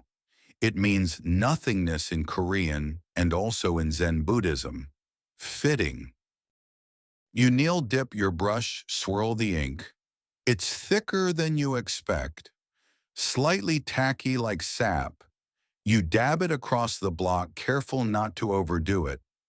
Then you lay the paper down, press it gently with the wooden pad, lift the sheet, and there it is. Your own little slice of void. It's not centered. The top left corner is smudged, but no one laughs. In fact, the monk closest to you says, "A good start." Your nothingness is sincere. That might be the best compliment you've ever received. After the printing session ends, a few monks gather near the edge of the courtyard, where the shadows are long and the stone is warm from the sun. They've brought tea light, grassy, faintly floral, and thin slices of pear. It's not a meal exactly, more like a pause, a collective breath. One monk takes out a folded piece of paper, a print from decades ago. It's yellow, delicate, and covered in annotations from multiple generations. This was used in 3 royal ceremonies, he explains. It's not the original block. That one was lost. But the text lives here. You sip your tea and listen, not just to the monk's voice, but to the rustle of the print, the flutter of drying pages above the occasional hoot of a distant owl who's apparently an early riser. This is what the printing press means here, not just dissemination of knowledge, but a kind of echo, a way for a voice to ripple outward through rice paper and ink across decades, even centuries. Like a message in a bottle, except the ocean is time and the bottle is very, very biodegradable. And here's the fun part. Despite all this elegance, the earliest Korean printing monks were also incredibly practical. They printed with rice glue because it was available. They carved on pear wood because it didn't splinter. They dried pages on rooftops because it was sunny. Genius and convenience holding hands. Historians still argue whether Korea's printing legacy was driven more by spiritual duty or bureaucratic necessity. Probably both. They were monks after all. But they were also tax collectors. You finish your tea. The courtyard glows. The apprentice runs by holding up his drying print eyes gleaming. He trips, recovers, and keeps running. You smile. Not because anything dramatic happened, but because everything else did. You wake from a short nap, yes, an actual nap, taken on a sun-warmed stone bench, as if this temple were custom designed by a sleepy architect just for you. Overhead, temple bells jingle softly in the breeze. You stretch, yawn, and notice something peculiar. The monks are gathering tools again, but this time not for carving or printing. Instead, they're assembling paper stacking pages, folding them, creasing edges with precise thumbs. It's bookbinding time, which in this monastery is both an art and a slow-motion sport. You shuffle over to watch as two senior monks sit cross-legged with a large stack of freshly printed pages between them. No staples, no glue sticks, just cotton thread, a curved needle, and deep monk-like patience. The binding method they use is known today as oraihan, a kind of accordion fold book style thought to have evolved independently across East Asia. Here it's simple and graceful. The pages are laid out, folded back and forth, and stitched between two wooden boards, usually lacquered, sometimes painted with gold dust scenes of cranes or clouds. And yes, sometimes cats. That part's debated. Historians still argue whether the feline motifs were symbolic protectors of knowledge or just the result of some monk who really liked cats. You try threading a needle yourself. It goes poorly, but the monks, as ever, are kind. One hands you a pre-threaded needle, and you manage a few passable stitches. A little crooked, a little proud. You think you might have just made your first book spine. Not bad for a napper. One of the monks shows you a finished book from the archives. It's small, the size of your palm, but heavy with meaning. The wood covers are worn smooth. When you open it, the ink still smells faintly of pine and ash, even though it was printed 100 years ago. The first page is a mantra bordered by careful brush flourishes. But the last page, this is where it gets interesting, is blank save for a single fingerprint, burnt into the paper as if from long exposure to incense. Was this intentional, you ask? Unknown, the monk shrugs, but now it's part of the story. A few steps away, another monk is preparing the larger ceremonial volumes. These are stored in embroidered sleeves and only brought out on festival days. One is so massive that two monks carry it like a relic. It's wrapped in silk, sealed with braided cord, and looks less like a book and more like an heirloom sword. You ask what's inside. Administrative forms, one of them says without irony. You blink, like spreadsheets. He nods. Budget approvals, census records, land deeds. And suddenly it hits you, this temple didn't just produce prayers, It printed paperwork. In fact, many scholars now believe that Korea's wooden printing blocks were originally developed for managing state bureaucracy. Monks were the scribes, the copyists, the bureaucrats with bonus incense. Your dreams of poetic scrolls just got a little more practical. Of course, the monks themselves don't draw hard lines between the spiritual and the mundane. To them, writing a poem and writing a rice tax inventory both serve the same divine order. A well-filed ledger is just another kind of harmony, and honestly, that's kind of beautiful. As night descends, the paper drying racks are brought inside. The cool air could warp the sheets and nobody wants wavy sutras. You follow the procession back into the hall where the lamps have been lit. Each flame floats inside a bowl of oil like a lazy little jellyfish. This evening's task final review. It's sort of like a bedtime story, but with footnotes. The monks read from a freshly bound volume one passage at a time, with long pauses to reflect. You sit cross-legged, the matte notebook, in lap pretending you understand the literary references. Spoiler, you don't. But the sound of their voices is so steady, so even that it doesn't really matter. Somewhere between a line about the falling blossom of impermanence and a footnote on historical ink variations, your thoughts begin to drift.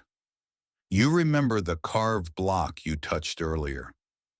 You remember the taste of the monk's tea. You remember nothing in particular, just a sense of stillness. The monk beside you offers a scroll, not a precious one, just a practice sheet with room for you to write something. Anything. You think for a moment, then write, "The ink is drying slower than my thoughts." The monk peeks, chuckles, and nods. "Poet," he says. You don't correct him. One last thing before bed, sealing the ink. No, seriously. The ink jars are covered with handmade lids, each shaped slightly differently, some with little stamped faces on top. Apparently, some monks personalize their lids to discourage others from stealing ink. One lid even has a miniature pig carved into it. The monk says it represents wisdom, but historians still argue whether it's a metaphor or just a commentary on someone's calligraphy. You seal your jar bow slightly and follow the monks to the sleeping chambers. It's one long room, quiet as snowfall. You lie down on the straw mat, pull the linen blanket over your shoulders, and stare up at the carved beams above. Tomorrow, you're told, will be a day of cleaning. The blocks must be dusted, the inkstones rinsed, the papers checked for bugs. One monk gleefully explains that some printing scrolls used to be stored in giant ceramic jars with ash to keep out silverfish. Like printing pickles, he says. You laugh, then yawn, then exhale so deeply that your chest settles into the mat like it was made just for you. The lights dim, the paper rustles one last time, and somewhere outside another owl hoots, perhaps the same one as before, still ahead of schedule. Sleep pulls gently at your eyelids, not with urgency but with patience, like a page waiting to be turned. Morning seeps into the temple on soft gray feet. The light diffused by rice paper windows arrives not as a declaration, but a gentle suggestion you may begin again if you'd like. You stretch before rising, your back cracks like aged lacquer, but in a satisfying, monk-approved kind of way. The sleeping chamber is already half empty as the earlier risers have tiptoed away in socks heading toward the kitchen or the tool shed. You don't hurry. There's no sense of rush here. Even the birds outside sound like they're stretching their syllables. Today is cleaning day. Not in the vacuum and bleach sense, but a deliberate ceremonial sort of cleaning. You start by sweeping ink dust from the wooden floors. The brooms are made of straw and bound with twine stiff enough to move debris soft enough not to scold the floor.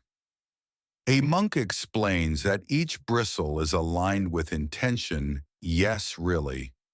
You're not just cleaning, you're restoring balance.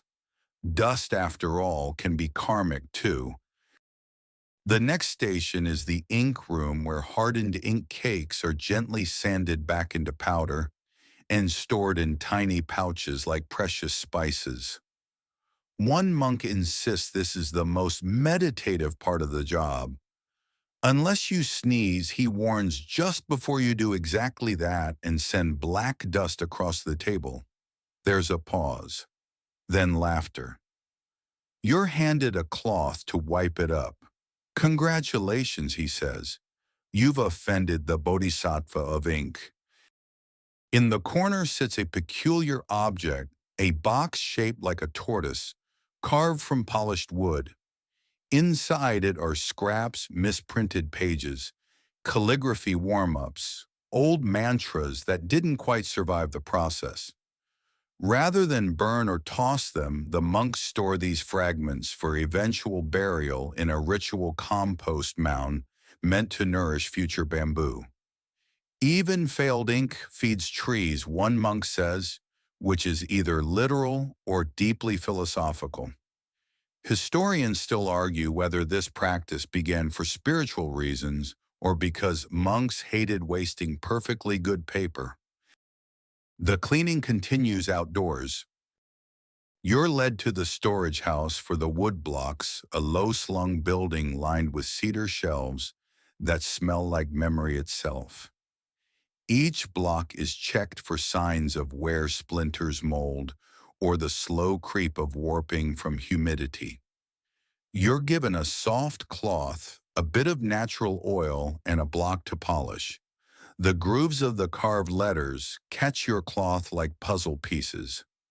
You trace their shapes without understanding the meaning, but that doesn't seem to matter. The act is the meaning. One monk shows you a block so old its characters are barely legible. We don't print from this anymore, he says, but we keep it because it remembers being read. You nod even though your brain is still catching up with that sentence. Then comes the part you didn't expect: bug patrol. Silverfish and beetles, it turns out, love paper. So every few weeks, the monks do a ceremonial sweep of the scroll archives, not with poison, but with cedar chips, smoke, and prayers. They believe kindness should extend even to pests, except moths, one monk says. Moths are jerks. The ritual involves opening long drawers of rolled manuscripts, unspooling them gently, checking for nibble marks or droppings. You spot one curled fragment with a suspicious edge. A monk pinches it, sniffs it, frowns. Cricket, he declares, as if announcing a diagnosis. Then he tucks it away for repair. You ask about restoration. That's tomorrow, they say, only after cleaning. Can't fix what you haven't learned from. You help carry the repaired scrolls back to their cabinets. The drawers slide shut with a hushed finality, like sighs. In one room, a monk is copying a damaged page by hand, matching every curve with painterly accuracy. He's been working on the same scroll for 3 weeks. You stand behind him for several minutes before he even realizes you're there. You whisper, "Isn't that exhausting?" He smiles without turning. It's just time pretending to be ink. That's when another monk leans over to you and adds in a stage whisper. He hasn't slept properly in days, but don't worry, he'll nap during chanting. The late morning sun warms the courtyard. You're given a break, meaning it's tea time again, this time with rice cakes shaped like lotus flowers. They taste like memory foam, soft, bland, and inexplicably comforting. You wonder if the rice glue used for printing shares an ancestor with this snack. A monk confirms it does. Same rice, different destinies. You chew slowly, staring at a pigeon trying to impress a squirrel. Back inside, a young apprentice is polishing the brass fixtures on the scroll cases. These were added by kings, he says. They liked their sutras shiny. You raise an eyebrow. Wait, kings came here. The monk nods. Kings, generals, nobles. They all needed blessings or excuses to avoid meetings. Historians still argue whether these visits were genuine spiritual retreats or just early corporate sabbaticals. Either way, it's comforting to imagine a general in full armor struggling to sit cross-legged for tea. A final task awaits your ass to help seal up the tools for the season. Wooden ink palettes are stacked in linen brushes laid out like silverware blocks nestled in rice straw bundles. The entire operation winds down like a sleep ritual, slow, exact, reverent. The monks hum softly a kind of goodbye to the work. When it's all done, you step outside and everything is quieter than usual. The wind has softened. The sky is one huge sigh. You turn to look at the temple one last time. The blocks are shelved. The ink is sealed. And the pages, though printed, are never really finished. Each one waits to be read, misread, repaired, forgotten, and eventually maybe reborn as bamboo. You don't say goodbye. You just bow once lightly and begin the walk down the hill. The descent from the mountain feels longer than the climb, as if the temple is gently delaying your return to the ordinary world. Your legs ache, but in a good way, the kind that says you've done something both ancient and completely impractical by modern standards. Still, you don't rush. Down the path, the valley opens wide like a scroll being slowly unrolled, revealing the quiet stirrings of a village morning. You pass rice paddies shimmering under the sunducks, zigzagging across them like aquatic philosophers. A farmer lifts his head to wave lazily.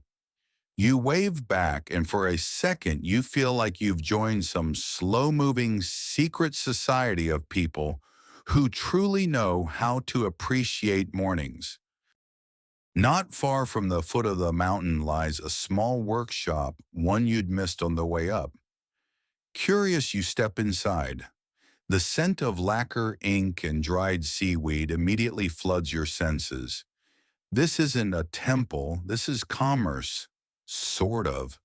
It's the local print guild, a civilian offshoot of the monastic tradition. The tools look familiar, but the vibe is entirely different. Louder, messier, hungrier. The master here is a gruff woman in her 60s, her sleeves rolled and her eyebrows perpetually raised. "You a temple boy?" she asks. You nod. She squints at your hands. Calluses. "Good. Want to try real work." Before you can answer, she shoves a wooden tray into your arms. It's packed with thin, flat pages coated in rice glue and sprinkled with glittering mica flashy stuff compared to the monk's modest aesthetics. "Religious prints for pilgrims," she explains. "Blessings for wealth or teeth. Depends on the customer." You're ushered to a table where apprentices are sorting slips into neat bundles. They move fast, working in near silence, except for the occasional curse when a stack topples. One boy grins and mutters, "If your glue smears, the gods get blurry." And no one wants divine nearsightedness. The woman hands you a stylus dipped in dark ink. Sign the colophon, she says, means end of the scroll. You're not the scribe, but you helped. You hesitate, but she insists. Go on. History's just ink and nerve. You write your name or the closest approximation that fits the characters. It feels absurd and ceremonial at once. After lunch, spicy noodles eaten squatting in the sun, watching a rooster and a cat politely ignore each other, you're invited to see the shop's prized possession, a block-printed book made entirely without temple oversight. A secular endeavor from start to finish. It's full of ghost stories, moon calendars, sea voyage charts, and dramatic love poems between people who definitely should not be writing each other at 3 a.m. This is what printing's really for the woman, says, tapping the cover. Not just sutras and proverbs, it's for fun, it's for gossip, it's for the bored. Historians still argue whether these off-tempo publications were revolutionary acts of popular empowerment or just early examples of clickbait. Either way, they clearly mattered. The younger workers in the shop, some barely teens, talk about printing the way modern kids talk about apps. They joke about misaligned blocks and outdated character sets. One of them shows you a prank woodblock. It's a fake horoscope that always predicts you will step in something unpleasant. He giggles uncontrollably. We sneak it into scrolls for annoying customers. And just like that, you realize something important: printing, even with its divine origins and monastic roots, is also deeply human, messy, mischievous, occasionally immature. By mid-afternoon, you're helping load printed pages into baskets bound for a nearby ferry. The paper rustles with a confidence of its own, like it knows it will be read, even if only briefly, maybe by candlelight, maybe by someone half asleep or looking for a distraction on a long journey. You glance at the stack and wonder who will be the next person to unfold one of these sheets, trace the characters with their finger, and try to guess the story behind them. You imagine a fisherman unrolling a prayer for safe travel, a merchant tucking a blessing into his satchel, a child pretending the paper is a kite wing. Rice, glue, woodblock, ink, and time. The boat captain arrives, a lean woman with weathered hands and a laugh like a cracked bell. She ties the baskets with deliberate care. These float, she says, if we capsize, but not the prayers. Those sink straight to the bottom. You ride with them to the dock, watching the crates sway with the current. The captain hums a sailor's tune under her breath. Back in the day, she says, the monks used to ride with the scrolls, thought the text needed supervision. You raise your eyebrows. Did they help? She shrugs. They all got seasick. Before she departs, she hands you a folded page. Try not to sneeze on it, she says, echoing the monk's joke from days ago. It's a small charm for clarity of thought, printed crisply in 4-point perfection. From the secular batch.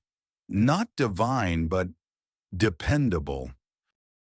You head back to the village with a smile. By now the sun is lower, casting long shadows across the paddies. Smoke curls from chimneys. You pass a child drawing characters in the dirt with a stick. He frowns when you crouch beside him and corrects your stroke order without blinking.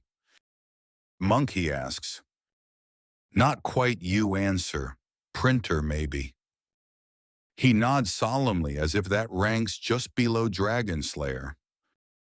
As twilight settles in, you notice how many households have small printed charms pasted above their doors.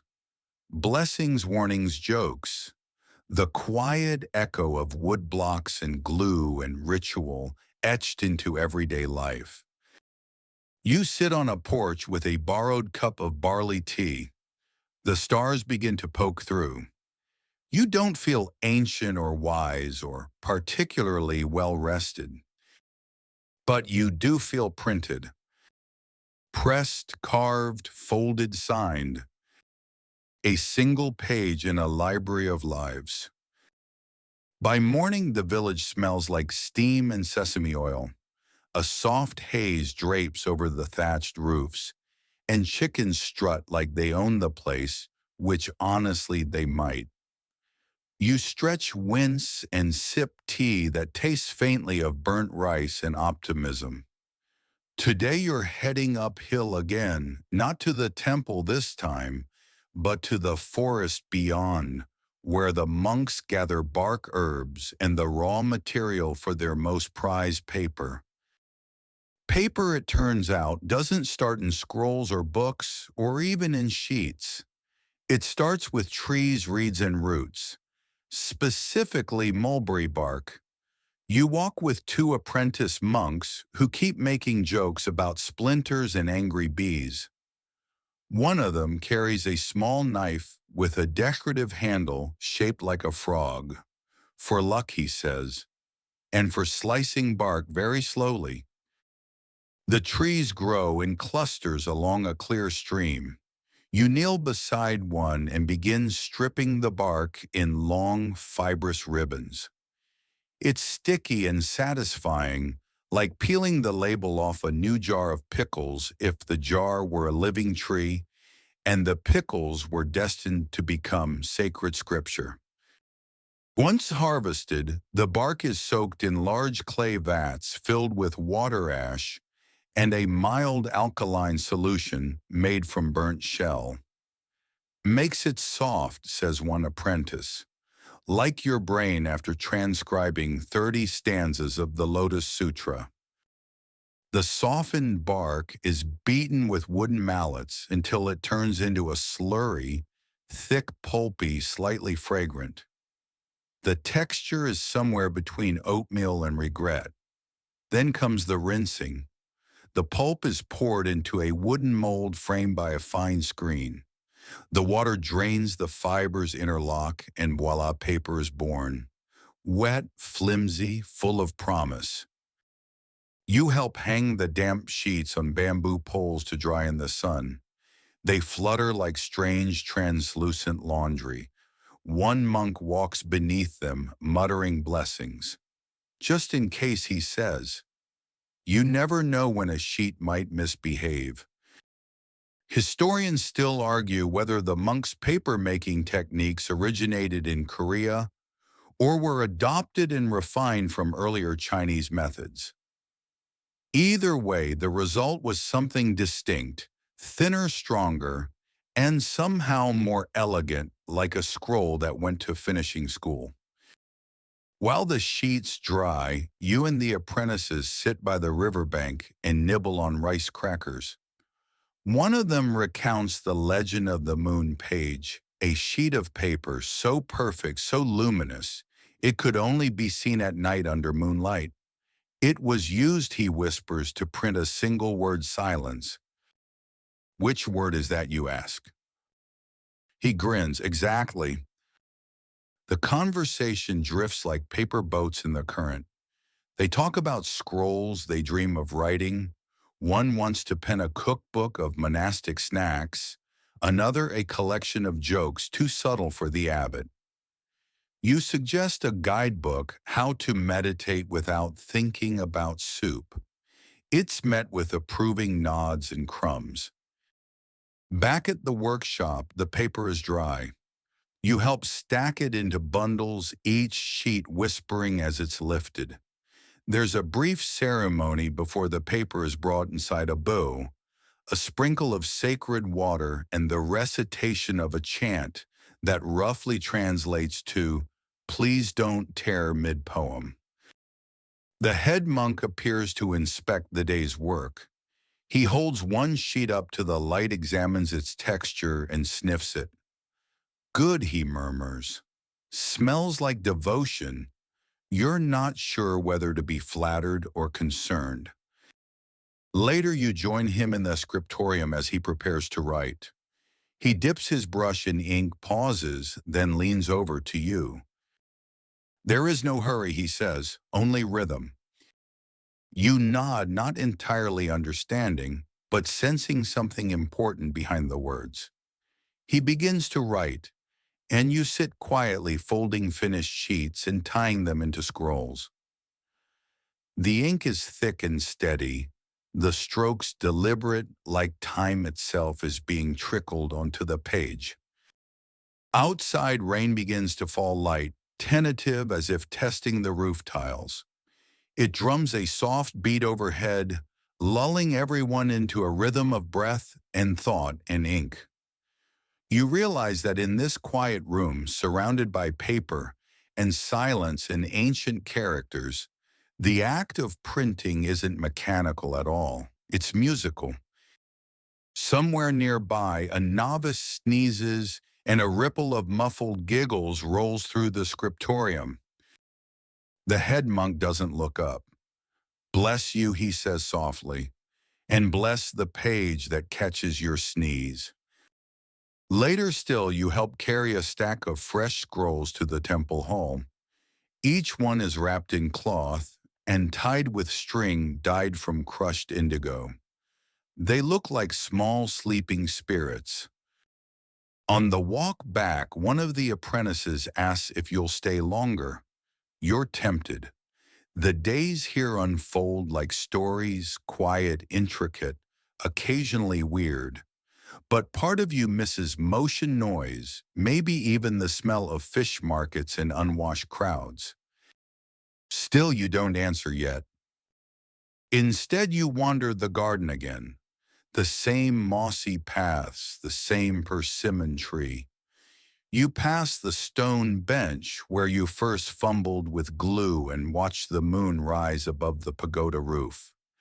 There's a hush in the air, as if the paper itself is listening. You sit and unfold a sheet you printed earlier that day. The characters are crisp, the spacing even. It's not a perfect page, but it's yours. You fold it again, slip it into your sleeve, and feel just a little more printed yourself. You wake before dawn to the clink of bowls and a distant chant so low it could be the wind learning to hum. Today is your last full day here, though you've avoided saying it out loud even to yourself. The monks seem to know anyway. One apprentice hands you a sweet rice bun at breakfast and says, "For the road," or your pocket, or the mice in your sleeve. You smile. The mice are hypothetical, mostly. Instead of more printing or paper drying, the abbot invites you to observe something different, the ritual of offering back the ink. It sounds abstract at first, possibly metaphysical, possibly messy, but it's one of the monastery's most sacred practices. Even ink, he explains, must be thanked when it has finished its work. You follow him to a shaded clearing behind the garden. There's a small stone basin, a wooden ladle, and a square of rough paper already half soaked. We gather what's left, he says, and give it to the earth, just as it gave to us. With slow, practiced hands, he tips a cup of diluted ink into the basin. It spirals across the water's surface like a dreaming octopus. Then he dips the paper, your paper, into the inky pool. It darkens, crumples, softens. And then like a leaf in a breeze, it's carried away by the stream that feeds the garden. You watch it float off trailing lines of swirling gray. Will it dissolve, you ask? He nods. Eventually, it tells one final story as it goes. You help him clean the ladle, dry the basin, and fold a final square of paper. He places it in your hands. Keep it blank, he says, so it can become anything. There's a deep stillness to this moment, one that even your internal monologue doesn't dare interrupt. You thank him with a bow low and slow.